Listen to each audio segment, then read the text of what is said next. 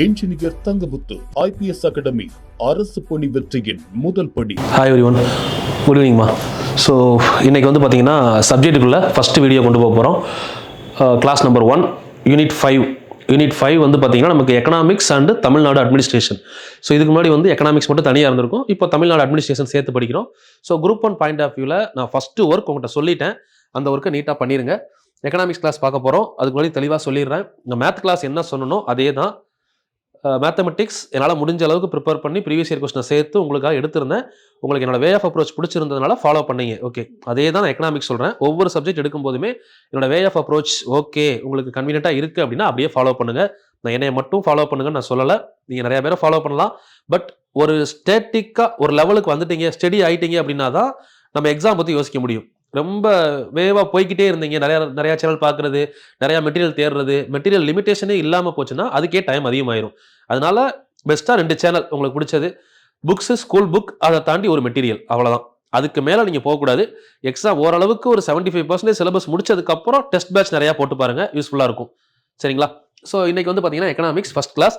So என்னோட point of வியூவில் எக்கனாமிக்ஸை எந்த மாதிரி படிக்க போகிறோம் அப்படின்னா சிலபஸ் ஓரியன்டாக தான் படிக்க போகிறோம். ப்ளஸ் டே டு டே ஆக்டிவிட்டீஸ்க்குள்ளே கொண்டு வந்து எக்கனாமிக்ஸ் எப்படி படிக்கலாம் அப்படின்னு பார்க்க போகிறோம்.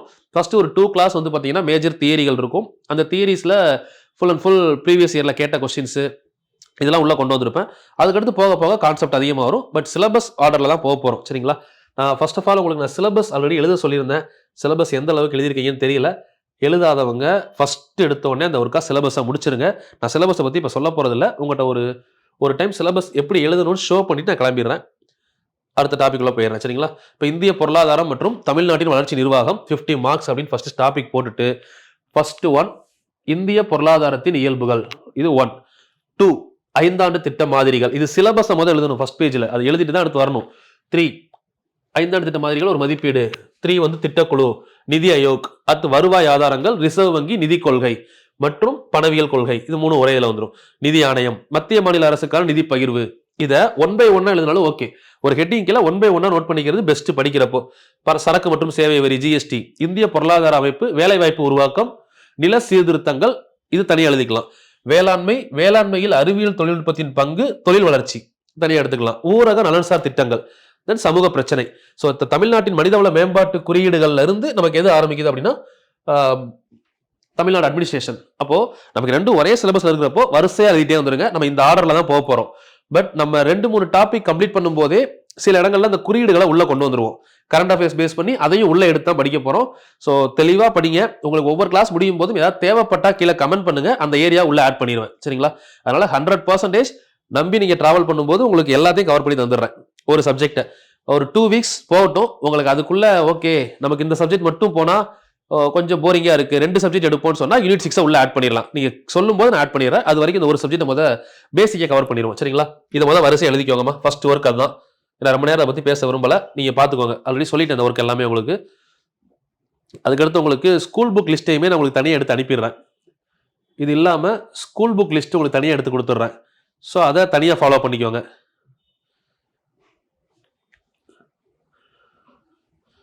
இது வந்து பார்த்தீங்கன்னா நான் சொன்ன டாப்பிக்கை நம்ம ஸ்டூடெண்ட் எழுதின ஒரு பேப்பரை தான் உங்களுக்கு ஷோ பண்ணுறேன் நோட்டில். ஸோ இந்த மாதிரி நான் சொன்ன விஷயத்த முதல் டாபிக்ஸ்ன்னு போட்டு இந்திய பொருளாதாரத்தின் இயல்புகள், தென் திட்டமிடுதல்ல 5ஆண்டு திட்டம், ஒரு மதிப்பீடு, திட்டக்குழு, நிதி ஆயோக், தென் வருவாய் ஆதாரங்கள் அப்படின்னா இந்திய ரிசர்வ் வங்கி, நிதி கொள்கை, பணக்கொள்கை. இந்த மாதிரி நீங்கள் ஃபஸ்ட்டு உங்கள் இண்டெக்ஸ் பேஜில் ஃபஸ்ட்டு எடுத்தோடனே எல்லா டாப்பிக்கையும் வரிசையாக நோட் பண்ணிக்கணுமா. ஃபஸ்ட்டு குரூப் 4க்கு சொன்னது நமக்கு எல்லாமே எழுதிடணும். அதுக்கப்புறம் வந்து பார்த்தீங்கன்னா ஸ்கூல் புக் லிஸ்ட், இது நான் உங்களுக்கு அனுப்பிடுவேன். இந்த ஸ்கூல் புக் லிஸ்ட்டையும் வந்து பார்த்தீங்கன்னா பொருளியல் ஒரு அறிமுகம் எங்கே இருக்குது 6th புக்கில், உற்பத்தி, வரி மற்றும் அதன் முக்கியத்துவம் 7th புக்கில், இதையும் நான் உங்களுக்கு இண்டெக்ஸாக கொடுத்துருவேன். ஸோ இதுவுமே நான் உங்களுக்கு தனியாக ப்ரிப்பேர் பண்ணிட்டேன், இதையும் நான் அனுப்பிடுவேன். இதை அடுத்து எழுதிருங்க. முதல் சிலபஸ், 2வது ஸ்கூல் புக்கில் இந்த சிலபஸ் பாயிண்ட் எங்கெங்க கவர் ஆகுது அப் டு 11th 12th வரை. அடிஷ்னலாக சமூக பிரச்சனைக்கு வந்து ஆத்தர் சிவா புக். ஓகே, அவ்வளோதான். இதை எழுதிட்டு நம்ம டாபிக் உள்ள போக போகிறோம். இது ஒரு மாடலுக்காக காமிச்சிருக்கேன், இதை எழுதிருங்க. சரிங்களா? நெக்ஸ்ட்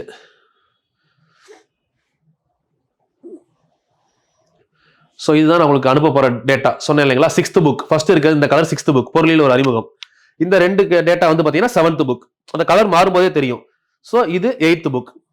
தென் அதுக்கு அடுத்து அந்த 5 பாடம் 9th புக். தென் இந்த 5 பாடம் 10th புக். 6th ல இருந்து 10th வரை எல்லா பாடங்கள் பேரை ஃபுல்லா எடுத்து கொடுத்தாச்சு. அந்த ஹெட்டிங் தெளிவா புரிஞ்சுக்கணும், எந்தெந்த புக்ல எந்தெந்த பாடம் இருக்குன்னு சொல்லி. ஓகே, அதுக்கு அடுத்து வந்து பாத்தீங்கன்னா 11th 12th 11th இருக்கக்கூடிய மொத்த பாடங்கள் இருக்கு. நான் நடத்தும் போது உங்களுக்கு எந்தெந்த பாடங்கள் தேவை அப்படிங்கறத சொல்லிட்டு அதுக்குள்ளதான் நடத்த போறேன். இதுல மெயினா வந்து பாத்தீங்கன்னா 7வது பாடத்துல இருந்து 11 வரை போதுமானது. 11th புக்ல 7 to 11 நமக்கு எக்கனாமிக்ஸ்ல போதும். பிளஸ் இதுக்குள்ள ஒரு சில இடத்துல நான் வந்து பாத்தீங்கன்னா உங்களுக்கு நுண்ணியல் பொருளியலை பத்தி டேட்டாஸ் கொடுத்திருப்பேன், நுகர்வு பகுப்பாய்வை பத்தி கொடுப்பேன், அது உற்பத்தியை பத்தி கொடுப்போம். அங்க இங்க இருக்க டேட்டாக்களை எடுத்துக்கலாம். பட் எக்ஸாம் பாயிண்ட் ஆஃப் வியூல நீங்க படிக்கணும், தனியா புக்கை ரீட் பண்ணணும்னா 7வது பாடத்துல இருந்து 11 வரை 11th புக் படிச்சா போதும். வேற எதுவுமே படிக்க வேண்டிய அவசியம் இல்லை. 12th புக் எடுத்தீங்க அப்படின்னா பேரியல் பொருளாதாரம் கண்டிப்பா ரீட் பண்ணிக்கோங்க, கொஸ்டின் கேட்கறாங்க. அதுக்கடுத்து தேசிய வருவாய் 2வது பாடம், தென் வேலை வாய்ப்பு மற்றும் வருமான கோட்பாடு, இது எல்லாமே இம்பார்ட்டன்ட். 5வது பாடம் 6, 7, 8, 9, 10, 11 இந்த சுற்றுச்சூழல் பொருளியலும் பார்த்துக்கோங்க ஒரு டைம், சரிங்களா? இதுல எல்லா பாடமும் இம்பார்ட்டன்ட். 12 தவிர 12 பெருசா தேவைப்படாது. அதே மாதிரி பாத்தீங்கன்னா 4 தேவைப்படாது. மற்ற எல்லா பாடமும் இதுல இம்பார்ட்டன்ட்மா. அதுவும் மெயினா தேசிய வருவாய் ரொம்ப ரொம்ப முக்கியம். ஏன்னா வேலை வாய்ப்பு வருமான கோட்பாடுகள் நம்ம சிலபஸ்ல இருக்கு. அப்படின்றப்ப 12th புக் மோரார்லஸ் எல்லாமே படிச்சாகணும். ஸோ இது எல்லாமே உங்களுக்கு இண்டெக்ஸ் எடுத்து வச்சுக்கோங்க. அப்பதான் நம்ம படிக்கும் போது உங்களுக்கு கிளியரா தெரியும்.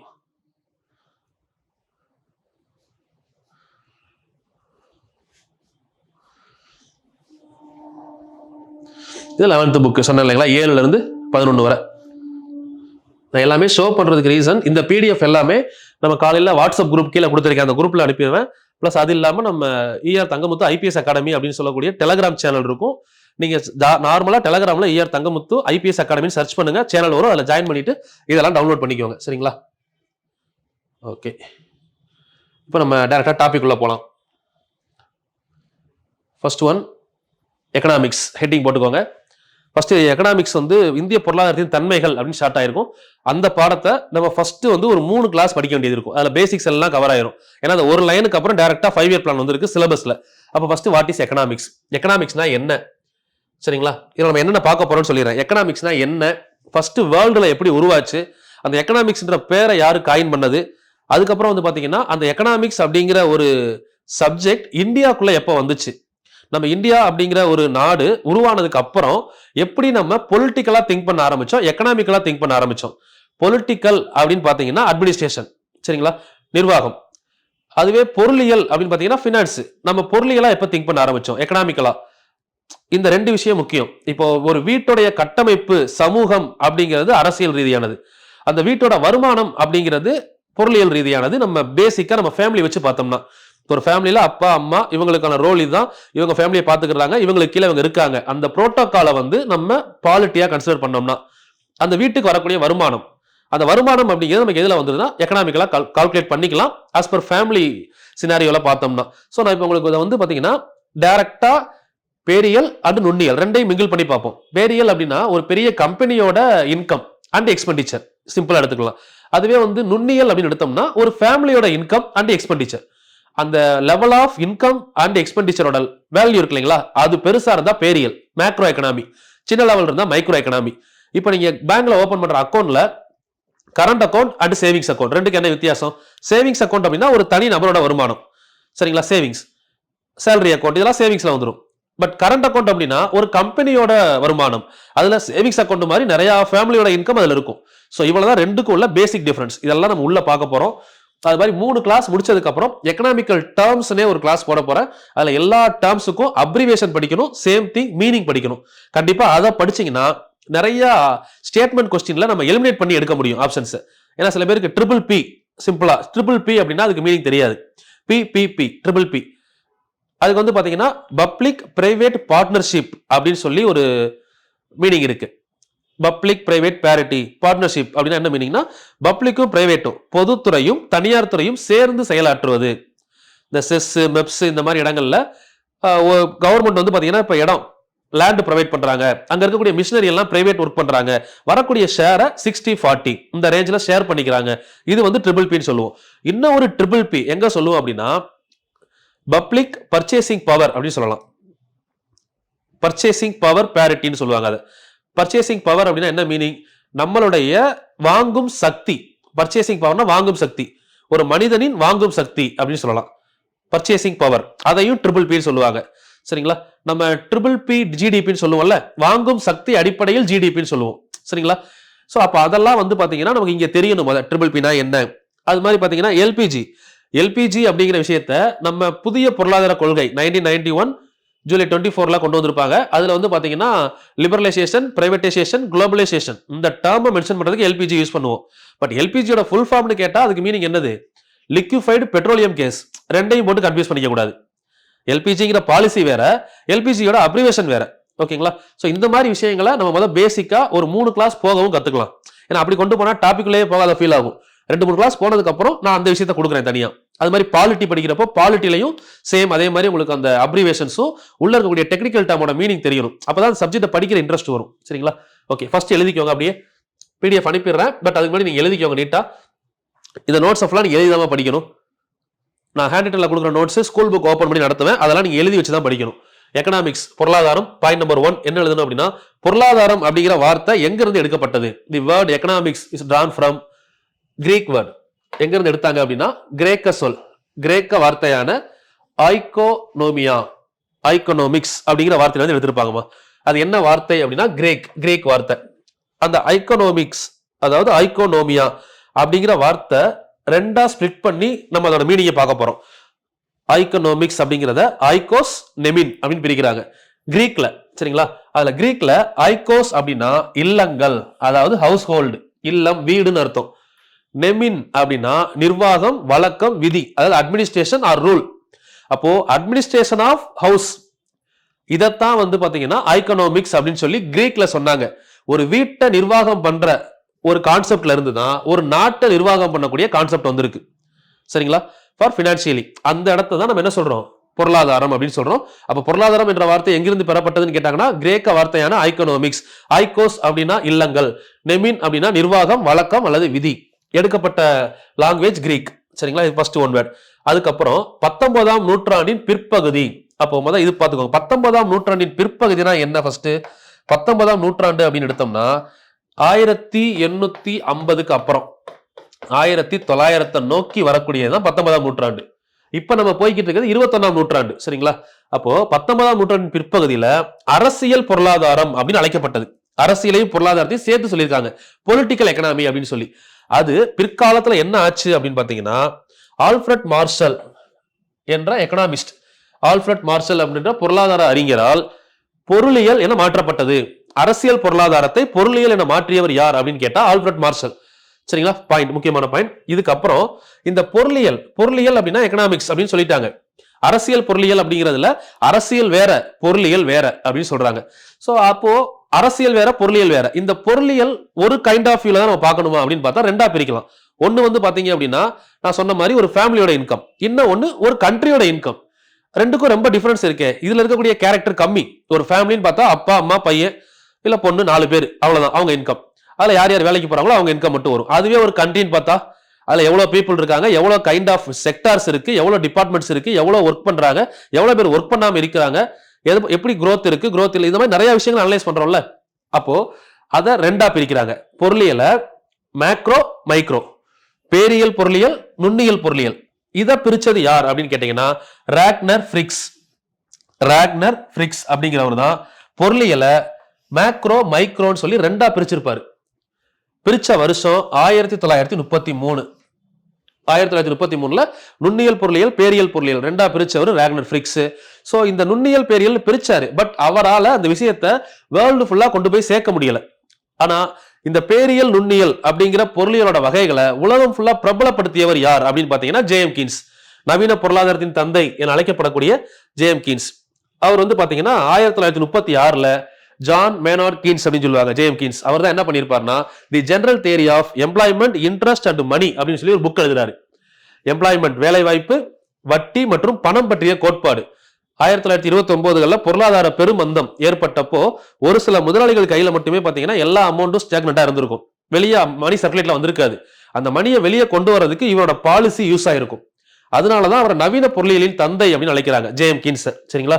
சோ அப்போ நுண்ணியல், பேரியல் இந்த பொருளாதாரத்தை பிரபலப்படுத்தியவர் யார் அப்படின்னு கேட்டாங்கன்னா ஜேஎம் கீன்ஸ். வருஷம் 1936. ஜேஎம் கீன்ஸோட புத்தகம் the general theory of employment, interest and money, வேலைவாய்ப்பு, வட்டி, பணம் பற்றிய கோட்பாடு, பொது கோட்பாடு சொன்னவர் ஜேஎம் கீன்ஸ். அதுக்கடுத்து பாத்தீங்கன்னா ஜெனரல் டெஃபினிஷன்ஸ், பொருளாதாரத்துக்கான வரையறைகள். இப்ப நம்ம சிம்பிளா சொல்லிட்டோம் பொருளாதாரம் அப்படின்னா வருமானம், செலவு. நம்ம பாயிண்ட் ஆஃப் வியூல சொல்றோம்னு வச்சுக்கோங்களேன். சிம்பிளா ஒரு வீட்டில் வரக்கூடிய வருமானம், போகக்கூடிய செலவு, அது போக மிச்சம் இருக்கிறது சேவிங்ஸ். அப்போ இன்கம், எக்ஸ்பெண்டிச்சர் அண்ட் சேவிங், இதை இன்டர்ரிலேட் பண்ணோம்னா இதுதான் ஒரு ஃபேமிலியோட எக்கனாமிக்கல் ஸ்டேட்டஸ் அப்படின்னு சொல்லலாமா? 1 லட்ச ரூபாய் வருமானம் வருது, அதுல 20,000 ரூபாய் செலவு பண்றாங்க, 80,000 ரூபாய் மிச்சம் வச்சிருக்காங்க சேவிங்ஸ். அப்ப அந்த ஃபேமிலியில மாசம் மாசம் ஒரு 80,000 ரூபாய் சேமிக்கிறாங்கன்னா அவங்களோட எக்கனாமிக்கல் ஸ்டேட்டஸ் எப்படி இருக்கும்? வர்ற வருமானமே 20,000 ரூபாய், அதுல 15,000 ரூபாய் செலவு பண்றாங்க, மாசம் 5,000 ரூபாய் தான் சேமிக்கிறாங்க. இது அவங்களோட லைஃப் ஸ்டைல், வாழ்க்கை தரம், குவாலிட்டி ஆஃப் லைஃப். அப்ப அவங்களோட வாழ்க்கை தரம் வந்து அவங்களோட எக்கனாமிக்கல் லெவலை பொறுத்து இருக்கும். அப்ப அந்த எக்கனாமிக்கல் லெவல் அப்படிங்கிறது நம்மளோட பாயிண்ட் ஆஃப் வியூல, எக்கனாமிக்ஸ் அப்படிங்கிறது இன்கம், எக்ஸ்பெண்டிச்சர் அண்ட் சேவிங்ஸ், அந்த மாதிரி இல்லாம இது என்னோட பாயிண்ட் ஆஃப் வியூ. நான் வந்து ஒரு சின்ன ஃபேமிலியை வச்சு சொல்றேன். அப்படி இல்லாம ஒவ்வொரு பொருளாதார அறிஞர்களும் அவங்களோட பாயிண்ட் ஆஃப் வியூல சொல்றாங்க. அதுல வந்து பாத்தீங்கன்னா ஜெனரல் டெஃபினிஷன் என்ன அப்படின்னு பாத்தீங்கன்னா, பொருளியல் என்பது தேவை மற்றும் அளிப்பிற்கு இடைப்பட்ட தொடர்பை விளக்குகிறது. பொருளியல் என்பது தேவைக்கும் அளிப்பிற்கும், ஒரு தேவை இருக்கு, அதை சப்ளை பண்றோம். அப்போ demand and supply, economics deals with interrelation between demand and supply. இது ஜெனரல் கான்செப்ட். தேவை இருக்கு, அந்த பொருளை உற்பத்தி பண்றதுனால அந்த பொருள் விற்குது. இப்போ நமக்கு COVID-19 மாஸ்க் தேவைப்பட்டுச்சு, உற்பத்தி பண்ணாங்க, வாங்கணும். இப்போ நமக்கு வந்து பாத்தீங்கன்னா ஒரு அர்பன் ஏரியாவுக்கு வந்தோம் அப்படின்னா வெஹிக்கிள் இம்பார்ட்டண்டா இருக்கு, காரோ பைக்கோ தேவைப்படுது, உற்பத்தி பண்றாங்க, வாங்குறோம். அப்ப தேவை கூட கூட உற்பத்தியும் கூடும். இந்த தேவைக்கும் அளிப்புக்கும் உள்ள தொடர்பு தான் எக்கனாமிக்ஸ் அப்படின்னு சொல்றாங்க. இது ஸ்டேட்மெண்ட் கரெக்ட். இது ஒரு டைம் டிஎன்பிஎஸ்சி ப்ரீவியஸ் இயர் क्वेश्चनல எக்கனாமிக்ஸ், அதாவது பொருளாதாரம் பற்றிய குறிப்புகளில் தவறானது எது அப்படின்னு கேட்டாங்க. அப்படி கேட்கிறப்போ இது ஒரு ஸ்டேட்மெண்டா இருந்தா கரெக்ட், தேவைக்கும் அளிப்புக்கும் உள்ள தொடர்பு அப்படின்னு சொன்னா கரெக்ட், அதுவும் எக்கனாமிக்ஸ் தான். இந்த மாதிரி ஒவ்வொருத்தவங்களும் அவங்களோட கருத்துக்களை சொல்லியிருப்பாங்க. அடுத்து பாருங்க, அடுத்து இது நம்ம பார்க்கலாம், ரெண்டாவது பார்ப்போம்.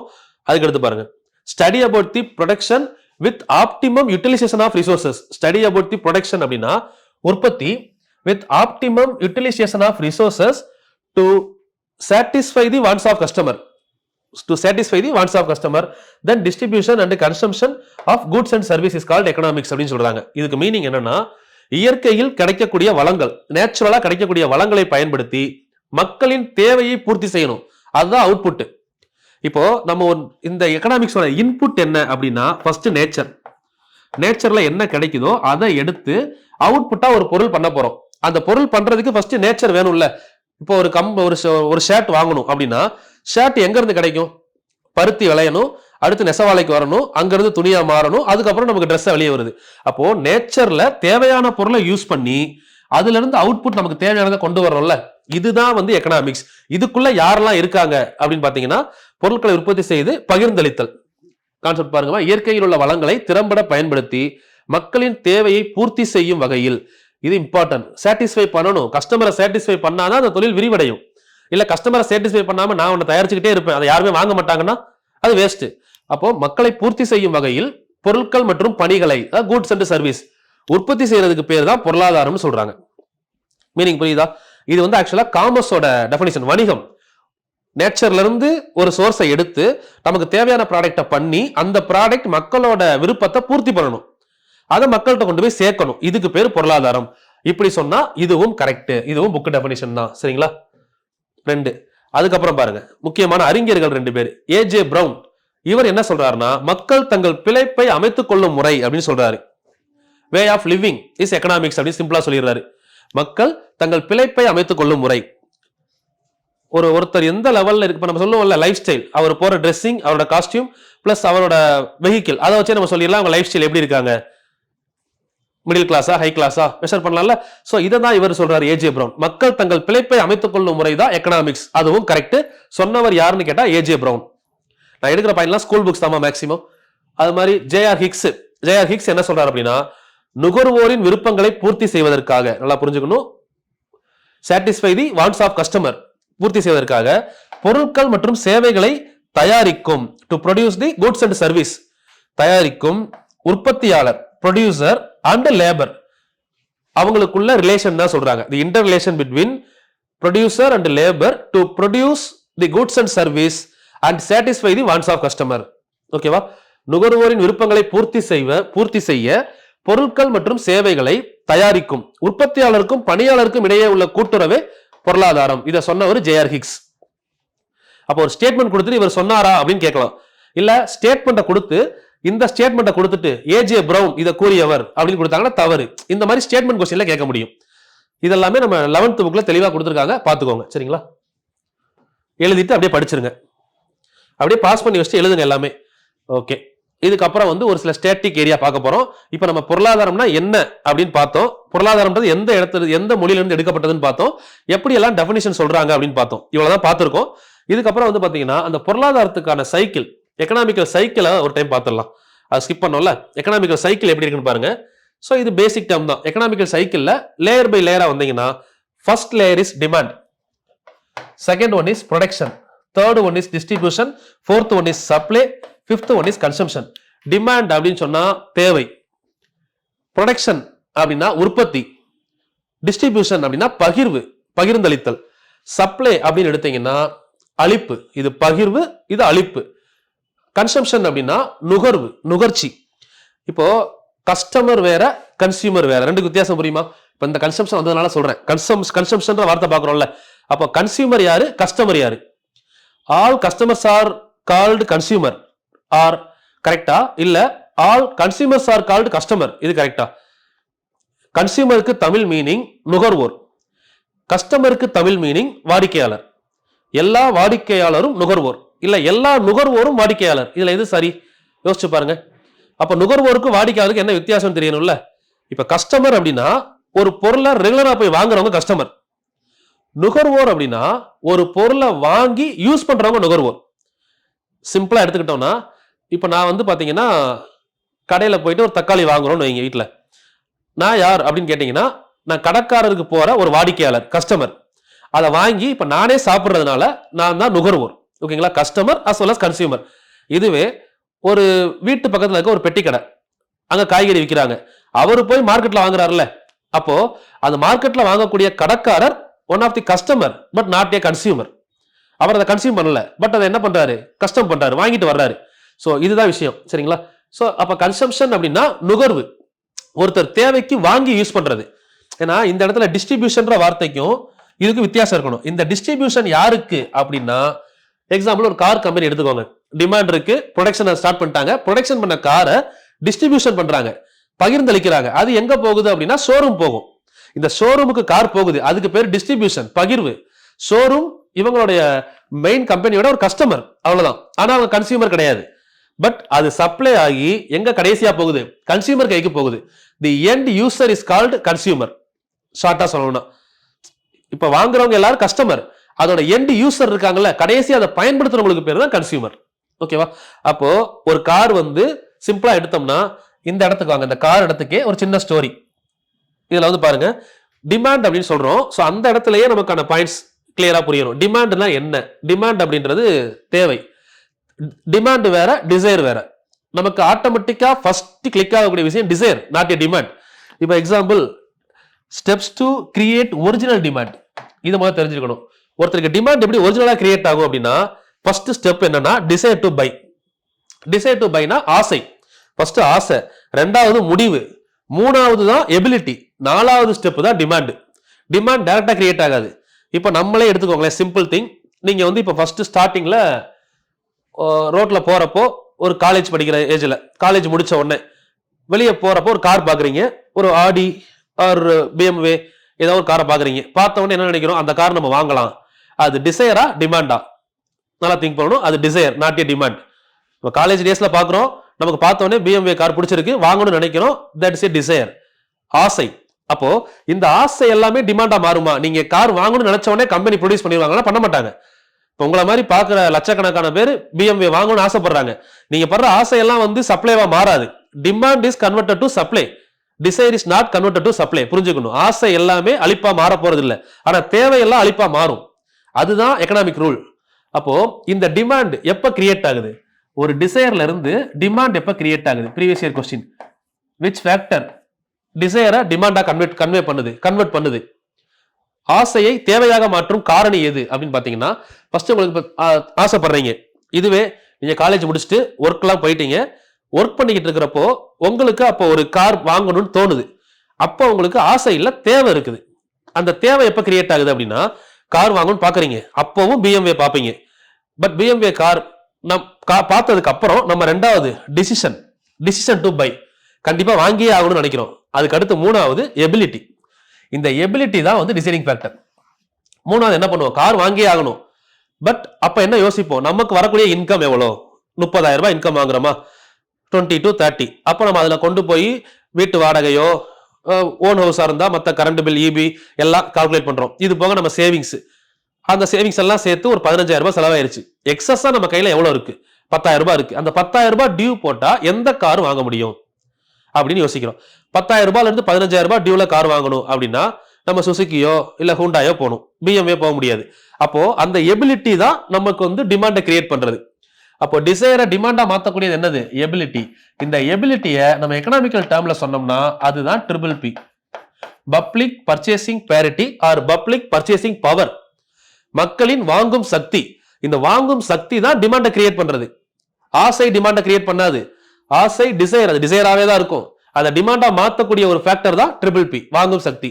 இப்போ என்னால் இந்த கார் வாங்க முடியும், அப்போ நான் போய் டைரக்டா சுசுகி கம்பெனிக்கு போறேன், அங்க பலேனோவோ இல்ல ஸ்விஃப்டோ நம்ம ரேஞ்சில் என்ன கார் கரெக்டா இருக்கும், பட் நம்ம கார் வேணும். அப்ப என்ன ஆகுது, இப்போ போய் நீங்க கடைசியா கொட்டேஷன் வாங்குறீங்கல்ல, அது ஒரிஜினல் டிமாண்ட். அப்ப அந்த டிமாண்ட், அந்த கொட்டேஷன் என்னவா மாறும் அப்படின்னா அந்த காரோட மேனுஃபேக்சரிங் கம்பெனிக்கு ப்ரொடக்ஷனுக்கு போகும். 3 பேர் வந்து கொட்டேஷன் வாங்கியிருக்காங்க, கார் வாங்க போறாங்க, ப்ரொடக்ஷனா மாறும். அந்த ப்ரொடக்ஷன் எங்க வரும், கார் ஷோரூமுக்கு வரும். கம்பெனில இருந்து கார் ஷோரூமுக்கு டிஸ்ட்ரிபியூஷன் ஆகும். அந்த டிஸ்ட்ரிபியூட் பகிர்ந்தளிக்கப்பட்ட கார் அடுத்து எங்க போகும், யார் கொட்டேஷன் வாங்கினாங்க, யார் கன்ஃபார்ம் பண்ணாங்களோ அவங்க கைக்கு என்ன ஆகும், சப்ளைவா வரும். அதை கடைசி வாங்கி யூஸ் பண்றவர் தான் யார் அப்படின்னா consumer. All consumers are customer. எல்லா நுகர்வோரும் ஒரு வாடிக்கையாளர் தான், பட் எல்லா வாடிக்கையாளரும் நுகர்வோர் கிடையாது. கிளியரா? இதுதான் சைக்கிள். தேவை, உற்பத்தி, பகிர்வு, அளிப்பு, லாஸ்டா வந்து நுகர்வு. இதை வந்து பாத்தீங்கன்னா சைக்கிள். இதை 1 2 3 ஆர்டர்ல கூட அரேஞ்ச் பண்ண சொல்லி கேட்கலாம். இதுதான் ஆர்டர். இந்த ஆர்டர்ல தான் சைக்கிள் சுத்திட்டு வருது. இப்போ நீங்க ஒன்றும் இல்லை, இதுக்கு அடுத்து இந்த சைக்கிள் ஏன் திரும்ப வருதுன்னா, ஃபர்ஸ்ட் எனக்கு ஒரு பைக் வாங்கணும்னு தோணுது, டிமாண்ட் கிரியேட் ஆகுது, ப்ரொடக்ஷன், டிஸ்ட்ரிபியூஷன், சப்ளை, கைக்கு பைக் வந்துருச்சு. அடுத்து ஒரு வீடு வாங்கணும்னு தோணுது, மறுபடியும் என்ன ஆகும், டிமாண்ட், ப்ரொடக்ஷன், டிஸ்ட்ரிபியூஷன், அடுத்து ஒரு கார் வாங்கணும்னு தோணுது. இப்படிதான் ஆசை என்ன ஆகிட்டே இருக்கும், டிமாண்டை கிரியேட் பண்ணும், சைக்கிள் சுத்திக்கிட்டே இருக்கும். இதுதான் எக்கனாமிக்கல் சைக்கிள். சரிங்களா? இதை ஷார்ட்டா நோட் பண்ணி வச்சுக்கோங்க. இதெல்லாம் எக்கனாமிக்ஸை புரிஞ்சுக்கிறதுக்கு யூஸ் ஆகும். இதெல்லாம் எக்ஸாம் பாயிண்ட்ல ரொம்ப இம்பார்ட்டன்டா அப்படின்னா நம்ம ஆப்ஷன் எலிமினேட் பண்றதுக்கு, எக்கனாமிக்ஸை புரிஞ்சுக்கிறதுக்கு இந்த இடம் ரொம்ப யூஸ்ஃபுல்லா இருக்கும். அதுக்கப்புறம் பாத்தீங்கன்னா முக்கிய நபர்கள், இதை அப்படியே பாஸ் பண்ணி நான் சொல்ல எழுதிட்டா கூட ஓகேமா. இப்போ நான் சொல்லக்கூடியது எல்லாமே ப்ரீவியஸ் இயர் கொஸ்டின். முக்கிய நபர்கள் எல்லாருமே ப்ரீவியஸ் இயர்ல கேட்ட கொஸ்டின்ஸ். முக்கியமான பர்சனாலிட்டிஸ் இன் எக்கனாமி அப்படின்னு பார்த்தோம்னா, எக்கனாமிக்ஸ்ல பொருளாதாரத்தின் தந்தை என அழைக்கப்படுவோர் யார்? 2 டைம் கேட்டிருக்காங்க டிஎன்பிஎஸ்சி. சரிங்களா? இது எல்லாமே TNPSC previous year question one வேர்டாகவும் கொண்டு வந்திருக்கேன், பார்த்துக்கோங்க. பொருளாதாரத்தின் தந்தை ஆடம் ஸ்மித். இவர் தான் பொருளாதாரத்தின் தந்தை என அழைக்கப்படுகிறார். நெக்ஸ்ட், முதலாளித்துவ பொருளாதாரத்தின் தந்தை. Who is the father of economics? Adam Smith. Who is the father of capitalist economy? Capitalist, முதலாளித்துவம். முதலாளித்துவத்தின் தந்தை என அழைக்கப்படுவர் யார் அப்படின்னா ஆடம் ஸ்மித். முதலாளித்துவம் அப்படின்னா ஒன்றும் இல்லை, பிரைவேட் கம்பெனி. அப்படி வச்சிட்டீங்கன்னா முதலாளித்துவம் ஈஸியாக புரிஞ்சிடும். இப்போ சமத்துவம், முதலாளித்துவம், சோசியலிசம் அண்ட் கேபிட்டலிசம், இந்த மாதிரி 2ஆ பிரிப்போம். இதெல்லாம் ஒன் வேர்டா படிங்க, அது கீழே வரும். டைப்ஸ் ஆஃப் எக்கனாமின்னு ஒரு சாப்டர் எடுப்பேன், அது ஒரு கிளாஸ் ஃபுல்லாவே வரும். அது நிறைய கான்செப்ட் இருக்குள்ள. முதலாளித்துவத்தின் தந்தை யார் அப்படின்னா ஆடம் ஸ்மித். அடுத்து, புனித வரி விதிப்பு முறையை அறிமுகப்படுத்தியவர். சரிங்களா? டாக்ஸேஷன் சிஸ்டம் கொண்டு வந்தவர் யார் அப்படின்னா ஆடம் ஸ்மித். புனித வரி விதிப்பு முறையை அறிமுகப்படுத்தியவர். Previous year question, Adam Smith. 4வது பாருங்க, division of labour concept introduced by Adam Smith. Division of labour, அதாவது வேலை பகுப்பு முறையை அறிமுகப்படுத்தியவர் யார் அப்படின்னு கேட்டாங்கன்னா Adam Smith. Division of labour ஆக்சுவலா ஆடம் ஸ்மித் எதுல கொண்டு வருவார் அப்படின்னா குண்டூசி தயாரிப்புல. மொத்தம் ஒரு 18 டிபார்ட்மெண்டா பிரிப்பாரு. இது அட்வான்டேஜ் இருக்கு, டிஸ்அட்வான்டேஜ் இருக்கு. இப்போ இதுல என்ன சொல்லுவாருன்னா, இப்போ அதே கார் எடுத்துக்கிறோம். ஒரு கார் நம்ம மேனுஃபேக்சரிங் பண்றோம்னா, ஒரு காரை நம்மளே பேஸ்ல இருந்து மெட்டல்ல இருந்து வாங்கி நம்மளே மேனுஃபேக்சரிங் பண்ணி, ஸ்டீரிங், பிரேக் எல்லாம் நம்மளே மேனுஃபேக்சரிங் பண்ணி, அசம்பிள் பண்ணி, நம்மளே அதை மார்க்கெட் பண்ணி கொண்டு போய் விற்கிறதுக்கு 1 வருஷம் ஆகும். ஒரு காரை 1 வருஷமா ஒருத்தர் பண்ணும்போது அவர் கிடைக்கிற ப்ராஃபிட், 1 வருஷம் அவர் செலவு, சாப்பாடு எல்லாம் போக ப்ராஃபிட் லெவல் எப்படி இருக்கும் அப்படின்னு பாக்குறதுக்கும், அதுவே கார் அசம்பிள் பண்றதுக்கு ஒரு டீம், மார்க்கெட்டிங்க்கு ஒரு டீம், கார் ப்ரொடக்ஷன் பண்றதுக்கு ஒரு டீம், அது மாதிரி மற்ற ஸ்பேர் பார்ட்ஸ் பண்றதுக்கு ஒரு டீம், இந்த மாதிரி ஒவ்வொன்றுக்கும் டீமா பிரிச்சா, அப்போ நீங்க அதே 1 இயர்ல மினிமம் 100 டைம்ஸ் ப்ராடக்ட்டை ப்ரொடியூஸ் பண்ணலாம் அப்படின்னு சொல்லியிருப்பாரு. அதான் வேலை பகுப்பு முறை, வேற ஒன்றும் இல்லை. 1 பண்ணக்கூடிய இடத்துல 100 கார் நீங்க பண்ண முடியும். ஸோ அப்படி பண்றப்போ அட்வான்டேஜ், டிஸ்அட்வான்டேஜ் அப்படின்னு சொல்லி கொடுத்துருப்பாங்க புக்ல. அட்வான்டேஜ்னா என்ன? நிறைய ப்ரொடக்ஷன் வரும், ப்ராஃபிட் அதிகமாக வரும். டிஸ்அட்வான்டேஜ் சொல்றப்போ நிறைய விஷயங்கள் இருக்கு. ஒருத்தர் வந்து ஒரு டிபார்ட்மெண்ட்லயே ஒர்க் பண்றப்ப என்ன ஆகும்னா, அவருக்கு மைண்ட் ப்ரெஷர் அதிகமாகும். அதே மாதிரி அவருக்கு அந்த துறையில மட்டும் அனுபவம் இருக்குமே தவிர வேற டிபார்ட்மெண்ட் பத்தி தெரியாது. இந்த மாதிரி விஷயங்கள் நிறைய வரும். பட் இந்த வேலைவாய்ப்பு முறை அறிமுகப்படுத்தியவர் யார் அப்படின்னா ஆடம் ஸ்மித். அறிமுகப்படுத்திய துறை குண்டூசி தயாரிப்புல கொண்டு வந்திருப்பாரு. சமத்துவ பொருளாதாரத்தின் தந்தை, ஃபாதர் ஆஃப் சோசியலிஸ்ட் எக்கனாமி, சமத்துவ பொருளாதாரம், கார்ல் மார்க்ஸ். கார்ல் மார்க்ஸ் எழுதிய முக்கியமான நூல் தாஸ் கேபிட்டல். மூலதனம். நவீன பொருளாதாரத்தின் தந்தை, father of modern economics, John Maynard Keynes. இவர் தான் ஃபாதர் ஆஃப் மாடர்ன் எக்கனாமிக்ஸ், நவீன பொருளாதாரத்தின் தந்தை. Then mixed economy, father of mixed எக்கனாமின்னு சொன்னாலும் ஜேம் கீன்ஸ் தான். இந்திய கலப்பு பொருளாதாரம், இந்த வார்த்தையை பாருங்க. இந்திய அப்படின்ற வார்த்தை உள்ள வரும்போதுதான் நமக்கு யார் வருவா? ஜவஹர்லால் நேரு. இந்திய கலப்பு பொருளாதாரத்தின் தந்தை ஜவஹர்லால் நேரு. 1948 ஏப்ரல் 6 முதல் முறையாக தொழில் கொள்கை போடப்பட்டது. 1948 ஏப்ரல் மாசம் 6ஆம் தேதி முதல் தொழில் கொள்கை. அந்த முதல் தொழில் கொள்கை கொண்டு வந்தப்போ பிரதமர் நேரு தான். அப்ப கொண்டு வரப்பட்ட தொழில் கொள்கை என்ன அப்படின்னு கேட்டீங்கன்னா கலப்பு பொருளாதார தொழில் கொள்கை. இந்தியாவில் கலப்பு பொருளாதாரத்தை அறிமுகப்படுத்துவதுதான் முதல் தொழில் கொள்கையோட நோக்கமே. ஏப்ரல் 6 1948 கொண்டு வந்திருப்பாங்க. அடுத்து 2வது 56, அதுக்கப்புறம் 77, 80, 80க்கு அப்புறம் 90, 91, அந்த மாதிரி வரிசையா வந்துகிட்டே இருக்கும். ஒரு 6 கொள்கைகள். இப்ப பசுமை புரட்சியின் தந்தை என அழைக்கப்பட்டவர் யார்? கொஸ்டின் நல்லா பாருங்க. பசுமை புரட்சியின் தந்தை வேற, இந்திய பசுமை புரட்சியின் தந்தை வேற. ஃபாதர் ஆஃப் கிரீன் ரெவல்யூஷன் வேற, father of Indian green revolution வேற. பசுமை புரட்சியின் தந்தை நார்மன் போர்லாங். இந்திய பசுமை புரட்சியின் தந்தை, ரிப்பீட்டட் கொஸ்டின், எம்.எஸ். சுவாமிநாதன். இந்திய பசுமை புரட்சியின் தந்தை எம்.எஸ். சுவாமிநாதன். தென் பசுமை புரட்சி என்ற சொல்லை உருவாக்கியவர் வில்லியம் எஸ்காட். இவர் தான் the word green revolution is coined by. யார் உருவாக்குனார் அப்படின்னா வில்லியம் எஸ்காட். நெக்ஸ்ட் ஒன், வெண்மை புரட்சியின் தந்தை. அடுத்த பாயிண்ட் பாருங்க. who is the father of white revolution? வெண்மை புரட்சியின் தந்தை, ஒயிட் ரெவல்யூஷனோட ஃபாதர் யார் அப்படின்னு பாத்தீங்கன்னா வர்கீஸ் குரியன். ஆபரேஷன் ஃப்ளட் கொண்டு வந்திருப்பார்ல, ஆபரேஷன் ஃப்ளட், வர்கீஸ் குரியன். வெண்மை புரட்சியின் தந்தை பால் பொருள் உற்பத்தியை அதிகப்படுத்தணும்னு சொல்லியிருப்பாரு. ஓகேங்களா? தென் இந்த இடத்துல ஒரு 3 பாயிண்ட் வரும் பாருங்க. இதை தனியா ஹைலைட் பண்ணி எழுதிக்கோங்க. 3மே ப்ரீவியஸ் இயர் கொஸ்டின். கன்ஃபியூஸ் ஆகக்கூடிய ஏரியா தான் மொத்தமா கொடுத்துட்டேன் இந்த இடத்துல. ஒன்னு, பொதுத்துறையின் தந்தை, ஃபாதர் ஆஃப் பப்ளிக் செக்டார். பொதுத்துறைனா பப்ளிக் செக்டார். பொதுத்துறையின் தந்தை கிருஷ்ணமூர்த்தி. இதுவே பொது பணித்துறைன்னு கேட்பாங்க. பப்ளிக் ஒர்க்ஸ் டிபார்ட்மெண்ட், அதுக்கு பேரு பொது பணித்துறை. Father of public works department அப்படின்னு கேட்டாங்கன்னா வில்லியம் பெண்டிங். பொதுப்பணித்துறையை கொண்டு வந்தவர், ஃபாதர் ஆஃப் PWD டல்ஹௌசி. பொதுப்பணித்துறையின் தந்தைன்னு கேட்டா டல்ஹௌசி பிரபு. பொதுத்துறையின் தந்தைன்னு கேட்டா கிருஷ்ணமூர்த்தி. பொதுத்துறைனா பப்ளிக் செக்டார். நம்ம பப்ளிக் செக்டார், பிரைவேட் செக்டார் சொல்றோம்ல, அந்த பப்ளிக் செக்டாரை கொண்டு வந்தவர் கிருஷ்ணமூர்த்தி. அடுத்து அணி சேராமை என்ற சொல்லை உருவாக்கியவர் கிருஷ்ண மேனன். அணி சேராமை, நான் அலைன்மெண்ட் என்ற சொல்லை உருவாக்கியவர் யார் அப்படின்னா கிருஷ்ண மேனன். இங்கேயும் கிருஷ்ணா, இங்கேயும் கிருஷ்ணா இருக்கு பாருங்க. அதனாலதான் 3 மிங்கிள் பண்ணி கொடுத்துருக்கேன். கன்ஃபியூஸ் ஆகாம சேர்த்து படிச்சிருங்க. தென் இந்து வளர்ச்சி வீதம், ஹிந்து growth ரேட் என்ற சொல்லை உருவாக்கியவர் ராஜ் கிருஷ்ணா. ஹிந்து growth ரேட் உருவாக்குனவர் ராஜ் கிருஷ்ணா. 3மே இம்பார்ட்டன்ட்மா. 3மே ப்ரீவியஸ் இயர்ல கேட்ட கொஸ்டின். அடுத்து பாருங்க, GDP 1934 gross domestic product. GDP அப்படின்னா கிராஸ் டொமஸ்டிக் ப்ராடக்ட். இதை கொண்டு வந்தவர் சைமன் குஸ்னெட். ஏன்னா இப்ப ஜிடிபியை பத்தி எக்ஸ்பிளைன் பண்ணா அது ஒரு சைடு போகும். ஏன்னா இப்ப எல்லா கான்செப்டையும் நான் உள்ள எக்ஸ்பிளைன் பண்ணி எனக்கு எல்லாம் தெரியும்னு காமிக்கிறது இந்த இடத்துல சூட் ஆகாது. சரிங்களா? ஏன்னா சில பேர் என்னடா தியரியா சொல்றேன்னு யோசிப்பீங்க. இப்ப ஜிடிபி இதை வச்சு நான் இன்னொரு 1/2 மணி நேரம் சொல்லலாம். ஜிடிபினா என்ன, இப்ப ஜிடிபி ரேட் என்ன இருக்கு, ஜிடிபியோட ஃபுல் ஃபார்ம் என்ன, ஜிடிபிக்கான ஃபார்முலா இருக்குல்ல, ஜிடிபிக்கான ஃபார்முலாஸ் இதெல்லாமே பாத்தீங்கன்னா நம்ம 12th புக் 2வது பாடத்துல இருக்கும் தேசிய வருமானம். மொத்தம் ஒரு 10 கேரக்டர், அதை ஃபுல்லா கொண்டு எக்ஸ்பிளைன் பண்ணலாம். ஆனா அது நமக்கு சூட் ஆகாது. இப்ப நான் உங்களுக்கு சொல்லக்கூடிய அப்படியே நோட்ஸ் எடுத்துட்டே வந்தீங்கன்னா அப்படியே எக்ஸாமுக்கு யூஸ் ஆகும். அப்ப நான் ஃபர்ஸ்ட் பாயிண்ட்ல ஒரு சில இதுல ஸ்டாட்டிக்கா தான் இருக்கும், ஒரு சில கிளாஸ் பாத்தீங்கன்னா ஃபுல்லா தியரியா போகும். பட் அதை நீங்க எடுத்துக்க கூடாது. உங்களுக்கு சிலபஸ் ஃபுல்லா கவர் ஆகுதா, கிளாஸ்ல எல்லா பாயிண்ட்ஸையும் நோட் பண்றோமா, அதை தான் பார்க்கணும். கிளாஸ் போர் அடிக்குதா, இதெல்லாம் நீ பார்க்க கூடாது. அப்படி பார்த்தா நம்ம ஃபுல்லா படிக்க முடியாது. சரிங்களா? ஏன்னா போர் அடிக்காம கொண்டு போறது வேற, எனக்கு வியூஸ் ஏறணும், போர் அடிக்காம கொண்டு போகணும், ஸ்பீடா போகணும் அப்படின்னா 2 கிளாஸ் எக்கனாமிக்ஸ்ல போட்டு கான்செப்டா சொல்லி ப்ரீவியஸ் இயர் கொஸ்டின் மட்டும் உள்ள கொண்டு முடிச்சிடலாம். இப்ப நம்ம குரூப் 1 படிக்கிறதுனால குறைஞ்சது 35 கிளாஸ் வரும். எல்லா பாயிண்ட்டும் உள்ள கொண்டு வந்துருவேன். எங்கேயோ ஒரு இடத்துல நமக்கு கொஸ்டின் கேட்க போற பாயிண்ட் உள்ள இருக்கும். இப்ப இந்த கொஸ்டின் எக்ஸாம்ல கேட்கலாம். ஜிடிபி என்ற சொல்லை உருவாக்கியவர் யார், நம்ம பாயிண்ட்ல கண்டிப்பா இருக்கும். அது ஒன்னு டேட்டாவா கொடுத்திருப்பேன், இல்ல புக்ல காமிச்சிருப்பேன். சைமன் குஸ்னெட் 1934. அடுத்து பாருங்க, உலகத்துவம், குளோபலிசம் என்ற சொல்லை உருவாக்கியவர் மேன் ஃப்ரெட்ரிக் ஸ்டீகர். 2002 கொண்டு வந்திருப்பாருமா மேன் ஃப்ரெட்ரிக் ஸ்டீகர். உலகத்துவம், குளோபலிசம் அப்படிங்கிற வார்த்தையை உருவாக்கி இருப்பாரு. தென் உலகமயமாக்கல் என்ற கருத்தை கூறியவர் யார், தியோடர் லெவிட். உலகமயமாக்கல், குளோபலைசேஷன். எல்பிஜி பார்த்தோம்ல, அதுல G globalisation, liberalisation, privatisation, globalisation. அதுல குளோபலைசேஷன் சொன்னவர் யார் அப்படின்னா தியோடர் லெவிட். அடுத்து பொருளாதாரத்துல முக்கியமா சொல்லப்படக்கூடிய ஒரு நபர் தாதாபாய் நவ்ரோஜி. இந்த தாதாபாய் நவ்ரோஜி வந்து எக்கனாமிக்ஸ்ல ரொம்ப முக்கியமான நபர். Dadabhai Naoroji economics point of வியூல ரொம்ப முக்கியமானவர். Politically important person. ஏன் அப்படின்னா பிரிட்டிஷோட பார்லிமெண்ட்ல மக்களவையில பங்கேற்ற முதல் இந்தியர் யார் அப்படின்னு கேட்டாங்கன்னா தாதாபாய் நவ்ரோஜி.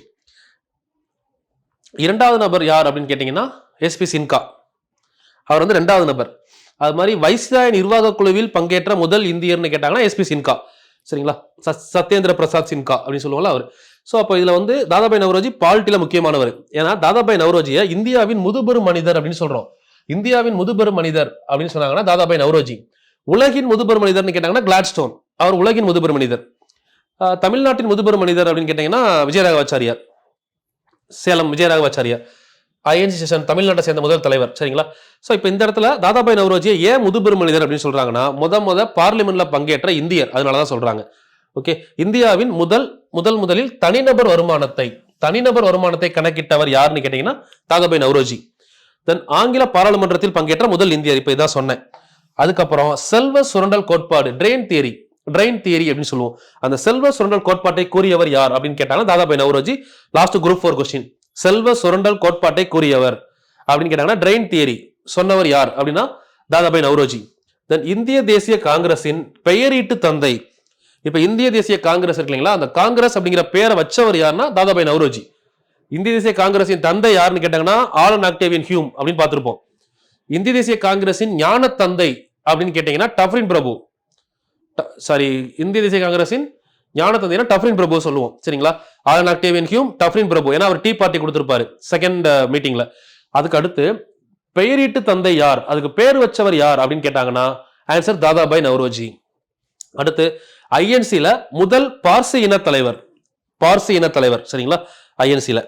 அடுத்து இவருடைய பத்திரிகைகள் இருக்கும். பத்திரிகைகள் வந்து பாத்தீங்க அப்படின்னா ராஸ்ட் கோப்தார் உண்மை விளம்பி, அதோட மீனிங் இவருடைய பத்திரிகை.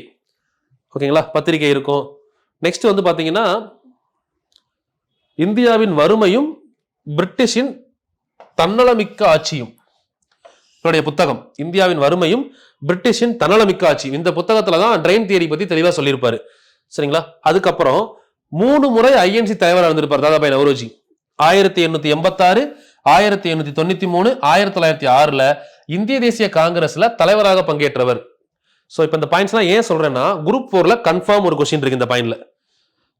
அது எக்கனாமிக்ஸ்ல இருந்து கேக்குறாங்களா பாலிட்டில இருந்து கேக்குறாங்களா தேவையில்லை, நமக்கு ஒரு கொஸ்டின் கன்ஃபார்ம். சரிங்களா? அந்த மாதிரி எல்லா பாயிண்ட்ஸையும் உள்ள கவர் பண்ணிருப்பேன்பா, மிஸ் பண்ணாம பாத்துக்கோங்க. மக்கள் தொகை கணக்கெடுப்பை அறிமுகம் செய்தவர் 1872ல மேயோ பிரபு, லார்ட் மேயோ. மக்கள் தொகை அப்படிங்கிறது நம்ம எக்கனாமிக்ஸ்ல உள்ள ஒரு பாயிண்ட்ல வருது இல்லைங்களா, மக்கள் தொகை வெடிப்பு பிரச்சனையில வரும். சோ அப்போ வந்து மக்கள் தொகை கணக்கெடுப்பு அறிமுகம் செய்தவர் யார் அப்படின்னா லார்ட் மேயோ. 72ல மக்கள் தொகை கணக்கெடுப்பை முறைப்படுத்தியவர், ரெகுலேட் பண்ணது யார் அப்படின்னா ரிப்பன் பிரபு, லார்ட் ரிப்பன். இவர் தான் உள்ளாட்சியின் தந்தை, லார்ட் ரிப்பன். லோக்கல் கவர்மெண்ட், தல சுயாட்சி, ஃபாதர் ஆஃப் லோக்கல் கவர்மெண்ட் கேட்டா இவர் தான். தென் ஃபாதர் ஆஃப் பஞ்சாயத்துன்னு கேட்டாங்களும் இவர் தான், ரிப்பன் பிரபு.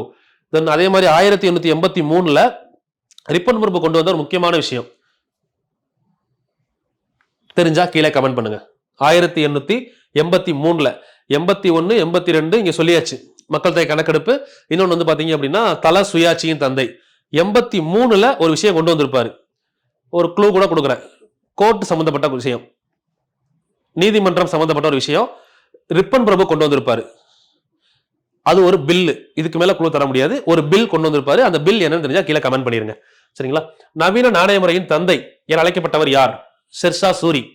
நவீன நாணய முறையின் தந்தை என அழைக்கப்பட்டவர் ஷெர்ஷா சூரி. அவர் அறிமுகப்படுத்திய காயின், இவர் வந்து ஒரு காயின் இன்ட்ரோடியூஸ் பண்ணுவாரு. அது வந்து வெள்ளி உலோகம், சில்வர் வெள்ளி காயின். அதோட எடை வந்து பாத்தீங்கன்னா 178 கிராம் வெள்ளி காயின் இன்ட்ரோடியூஸ் பண்றாரு. இவர் வந்து யாருடைய முன்னோடி அப்படின்னு அழைக்கப்படுறாருன்னா அக்பரின் முன்னோடி. விவசாய சீர்திருத்தம் எல்லாத்துலயுமே அக்பரின் முன்னோடி, நாணய முறையின் முன்னோடினா இவர் தான், ஷெர்ஷா சூரி தான். இவரோட இயற்பெயர் என்ன அப்படின்னு பாத்தீங்கன்னா பரீத் கான். இவரை பத்தி ஏன் இவ்வளவு பாக்குறோம்? ஏன்னா இவர் தான் நாணயத்தையே கொண்டு வந்தாரு. நாணயத்தை படிச்சதுக்கு அப்புறம் தான் நமக்கு மானிட்டரி பாலிசி எல்லாம் உள்ள வர போறோம். நம்ம கிளாஸ்ல அதை ஸ்டார்ட் பண்ணி தான் போவோம். அப்ப நவீன நாணய முறையின் தந்தைன்னு கேட்டா ஷெர்ஷா சூரி ஸ்ட்ராங்கா தெரியணும். இயற்பெயர் பரீத் கான். ஷெர்ஷா சூரி ஆப்ஷன் பரீத் கான் இருந்தா கரெக்ட். ஏன்னா அவர் இயற்பெயர் பரீத் கான் தான். இவர் ஆட்சி பண்ண ஏரியா எங்கன்னா சசாரம். அங்க இருந்தா வருவாரு ஃபர்ஸ்ட் ஹிமாயூன் கூட ஃபைட் பண்ண. சசாரம் அதுக்கடுத்து இவர் இறந்ததுக்கு அப்புறம் இப்ப ஷெர்ஷாவுடைய கல்லறை எங்க இருக்குன்னு கேட்டாங்கன்னா அதுவும் சசாரம் தான். ஷெர்ஷாவின் கல்லறை அமைந்துள்ள இடம் எதுன்னு கேட்டாங்கன்னா சசாரம். இப்ப இந்திய நாணய குறியீட்டை உருவாக்கியவர் யார்? நிறைய பாயிண்ட், இப்ப ஹிஸ்டரிக்குள்ள போனா நிறைய பாயிண்ட்ஸ் இருக்குமா, அதை நம்ம அங்க பாத்துக்கலாம். இப்ப இந்திய நாணய குறியீட்டை உருவாக்கியவர் யார்? டி உதயகுமார், விழுப்புரம் மாவட்டத்தை சேர்ந்தவர். டி உதயகுமார் விழுப்புரம் மாவட்டத்தை சேர்ந்தவர். உருவாக்கப்பட்ட நாள் ரொம்ப ரொம்ப முக்கியம், ஜூலை 15, 2010. ஜூலை 15, 2010. இது ஒரு டைம் ப்ரீவியஸ் இயர் கொஸ்டின்ல ஸ்டேட்மெண்ட்ல இந்திய நாணய குறியீடு உருவாக்கப்பட்ட நாள் அப்படின்னு கொடுத்துட்டு 10/7/2015 கொடுத்துட்டாங்க. அதாவது ஜூலை 10, 2015 கொடுத்துட்டாங்க. நமக்கு அப்படியே பார்க்கும்போது கன்ஃபியூஷன் ஆகவே இல்லை. சில டைம்லாம் சில பேர் இதை கரெக்டானே போட்டுருவாங்க. 15ஆம் தேதி ஜூலை மாசம் 2010. இது கூட ரிலேட் பண்ணி படிச்சுக்கோங்க. ஜூலை 15 என்ன நாள்? காமராஜர் பிறந்த நாள், கல்வி வளர்ச்சி நாள். காமராஜர் பிறந்த நாள், கல்வி வளர்ச்சி நாள். இந்த காமராஜர் பிறந்த நாள், கல்வி வளர்ச்சி நாள் அப்படிங்கிறது நல்லா எடுத்து பாருங்க. 2022, 2023 குரூப் 2 கொஸ்டின் பிரிலிமினரி எடுத்து பாருங்க, தெரியும். என்ன கேட்டிருந்தாங்கன்னா ஜூலை 15 என்ன நாள்? 2 கொஸ்டின் பேப்பர் அப்படியே 2022, 23 2 எக்ஸாம்ல வந்தது. கண்டிப்பா 23 எடுத்து பாருங்க. ஐ திங்க் 24 22 தெரியல. அடுத்தடுத்து 22 ரெஃபரன்ஸ் வச்சு தான் அந்த 23 கொஸ்டினை டிக்டேட் பண்ணுவேன் எப்பயுமே. அடுத்த எக்ஸாம் படிக்கிறப்போ இந்த ஆர்டர்ல படிங்கன்னு சொல்லி. அப்படி பாக்குறப்போ அந்த கொஸ்டின் அப்படியே ரிப்பீட் ஆச்சு. 2023, 24 நினைக்கிறேன், லாஸ்ட் 2. இப்ப 25 வரல, அதுக்கு முன்னாடி. அப்போ 23ல என்ன கேட்டிருந்தாங்க அப்படின்னா இந்த ஜூலை 15 என்ன நாள் கேட்டிருந்தாங்க. அது வந்து பாத்தீங்கன்னா உலக இளைஞர் திறன் தினம் அப்படின்னு இருந்துச்சு. வேர்ல்டு லெவல்ல பாக்குறப்போ உலக இளைஞர் திறன் தினம், அது அந்த 2023 கொஸ்டின்ல ஆன்சரா இருந்துச்சு. 24ல அதே கொஸ்டின் காமராஜர் பர்த்டே, கல்வி வளர்ச்சி நாள் அப்படின்னு இருந்துச்சு. ஒரே டேட்ல 2 டேட்டா, ரெண்டுமே அடுத்த வருஷம் கேட்கறாங்க. அப்ப இந்த ஜூலை 15 முக்கியமான டேட். இது கூட ரிலேட் பண்ணி ஞாபகம் வச்சுக்கோங்க. இதோட சிறப்பு என்ன அப்படின்னா கல்வி வளர்ச்சி நாள். காமராஜர் பர்த்டேவை என்னவா செலிப்ரேட் பண்றோம்? கல்வி வளர்ச்சி நாள்.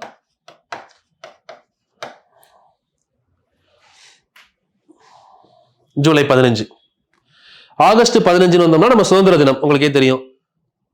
அதுல இருந்து அப்படியே செப்டம்பர் 15 வந்தீங்கன்னா இன்ஜினியர்ஸ் டே சொல்லலாம்ல. இன்ஜினியர்ஸ் டே, அண்ணா பர்த்டே, அண்ணா பிறந்த நாளும் செப்டம்பர் 15 தான். இன்ஜினியர்ஸ் டே சார் விஸ்வேஸ்வரய்யா பிறந்த நாள், அதுவும் செப்டம்பர் 15 தான். அது மாதிரி மக்களாட்சி தினம், மக்களாட்சி தினமும் செப்டம்பர் 15 தான். மக்கள் தொகை தினம் ஜூலை 11. மக்களாட்சி தினம், மக்கள் தொகை தினம் எழுதிக்கோங்க. இது கீழே இன்னும் 2 கொஸ்டின் கேட்கிறேன், ஆன்சர் பண்ண முடிஞ்சா பண்ணுங்க. கிளாஸ்ல சொல்லியிருப்போம். புலிகள் தினம், புள்ளியியல் தினம், அது ரெண்டுக்கும் ரிலேஷன் இருக்கு. புள்ளியியல் தினம் ஸ்டாட்டிஸ்டிக்கல் டே, புலிகள் தினம் டைகர்ஸ் டே. ரெண்டுக்குமே மீனிங், அதாவது ரெண்டுக்குமே லிங்க் இருக்கு. ரெண்டுமே டேட் ஒன்று, மாசம் தான் வேற. க்ளூ கொடுத்துட்டேன், அது கீழே ஆன்சர் பண்ணிருங்க. தேசிய வருமானம், சாரிமா கீழே சொல்லிட்டேன், அது பாயிண்ட் கீழே இருக்கு. தேசிய புள்ளியியல் தினமும் புலிகள் தினமும். அப்ப வேற கொஸ்டின் கேட்கிறேன். மக்களாட்சி தினம், மக்கள் தொகை தினம் ஆல்ரெடி சொல்லியிருப்பேன், அதையும் கீழே கமெண்ட் பண்ணிருங்க. அதுக்கப்புறம் உள்ளாட்சி தினம், ஊராட்சி தினம். உள்ளாட்சி தினம், ஊராட்சி தினம், local government day and panchayat day. உள்ளாட்சி தினம், ஊராட்சி தினம் கீழே கமெண்ட்ல சொல்லிருங்க. ஏன்னா இதெல்லாம் கன்ஃபியூஸ் ஆகிற டேட்டா. அப்படியே படிச்சுட்டே வந்தீங்கன்னா நிறைய டேட்டா வந்து நம்ம இதுலயே கிளிக் ஆயிரும் நமக்கு. இப்ப புள்ளியியல் புலிகள் தினம் பாருங்க, ஜூன் 29, ஜூலை 29. இதை நம்ம சிம்பிளா எப்படி ஞாபகம் வச்சுக்கலாம்னா, ஜூன் அப்படின்னு நம்ம தமிழ்ல எழுதும் போது ஜூன்ல புள்ளி இருக்கா, அப்ப புள்ளி இருந்தா புள்ளியியல் தினம், புள்ளி. புலிகள்ல புள்ளி இருக்காது ஜூலைல. ஆகஸ்ட் 29 பாருங்க, தேசிய விளையாட்டு தினம். அது ஃபுல்லா 29 வரக்கூடிய டேட்டா. அது மாதிரி இந்த கொஸ்டின் ப்ரீவியஸ் இயர் கொஸ்டின் பேப்பர்ல 3 டைம் கேட்டிருக்காங்கம்மா. ரொம்ப சிம்பிளா கேட்டிருந்தாங்க. தேசிய வருமானம் கணக்கிடும் அமைப்பு மத்திய புள்ளியியல் துறை. இதுக்கு ஆன்சர் பாத்தீங்கன்னா தேசிய புள்ளியியல் துறை, இந்திய புள்ளியியல் துறை, மத்திய புள்ளியியல் துறை. இப்படி வரும்போது நீங்க ஸ்டாட்டிஸ்டிக்கல் ஆர்கனைசேஷன் ஞாபகம் வச்சிருப்பீங்க. அது சென்ட்ரல் ஸ்டாட்டிஸ்டிக்கல் ஆர்கனைசேஷனா, இல்ல இந்தியன் ஸ்டாட்டிஸ்டிக்கல் ஆர்கனைசேஷனா, இல்ல நேஷனல் ஸ்டாட்டிஸ்டிக்கல் ஆர்கனைசேஷனா, அங்க வந்து கன்ஃபியூஸ் ஆறீங்க. அதனால இதை தெளிவா பாத்துக்கணும். ஸ்டாட்டிஸ்டிக்கல் ஆர்கனைசேஷன் அப்படின்னா புள்ளியியல் துறை, சரிங்களா? என்ன புள்ளியியல் துறை? மத்திய புள்ளியியல் துறை, CSO. அதான் correct answer. 3 time previous year question இது. வேலைவாய்ப்பு அலுவலகம், லாஸ்டா கூட PC கொஸ்டின் 2024. வேலைவாய்ப்பு அலுவலகத்தை நிறுவிய டெல்லி சுல்தான் யார் அப்படின்னு கேட்டிருந்தாங்க. பெரோஷா துக்ளக் வேலைவாய்ப்பு அலுவலகத்தை நிறுவியவர். சுற்றுலாத்துறையை புனரமைத்தவர், எல்லாமே இவர் தான். அதுக்கடுத்து முக்கியமான புத்தகங்கள் மற்றும் ஆசிரியர்கள் எக்கனாமிக்ஸ் பேஸ் பண்ணி ஒரு 10 புத்தகங்கள். இதுல 7 புத்தகம் ப்ரீவியஸ் இயர் கொஸ்டின். இப்ப இதெல்லாம் நம்ம உள்ள படிச்சுட்டே போறப்போ அங்கங்க பார்த்துட்டு விட்டுருவோம். அதனால குமுலேட்டிவா எப்பெல்லாம் கிடைக்குதோ இந்த மாதிரி மெர்ஜ் பண்ணி கொடுப்பேன். அதை அப்படியே எழுதி மனப்பாடம் பண்ணிருங்க.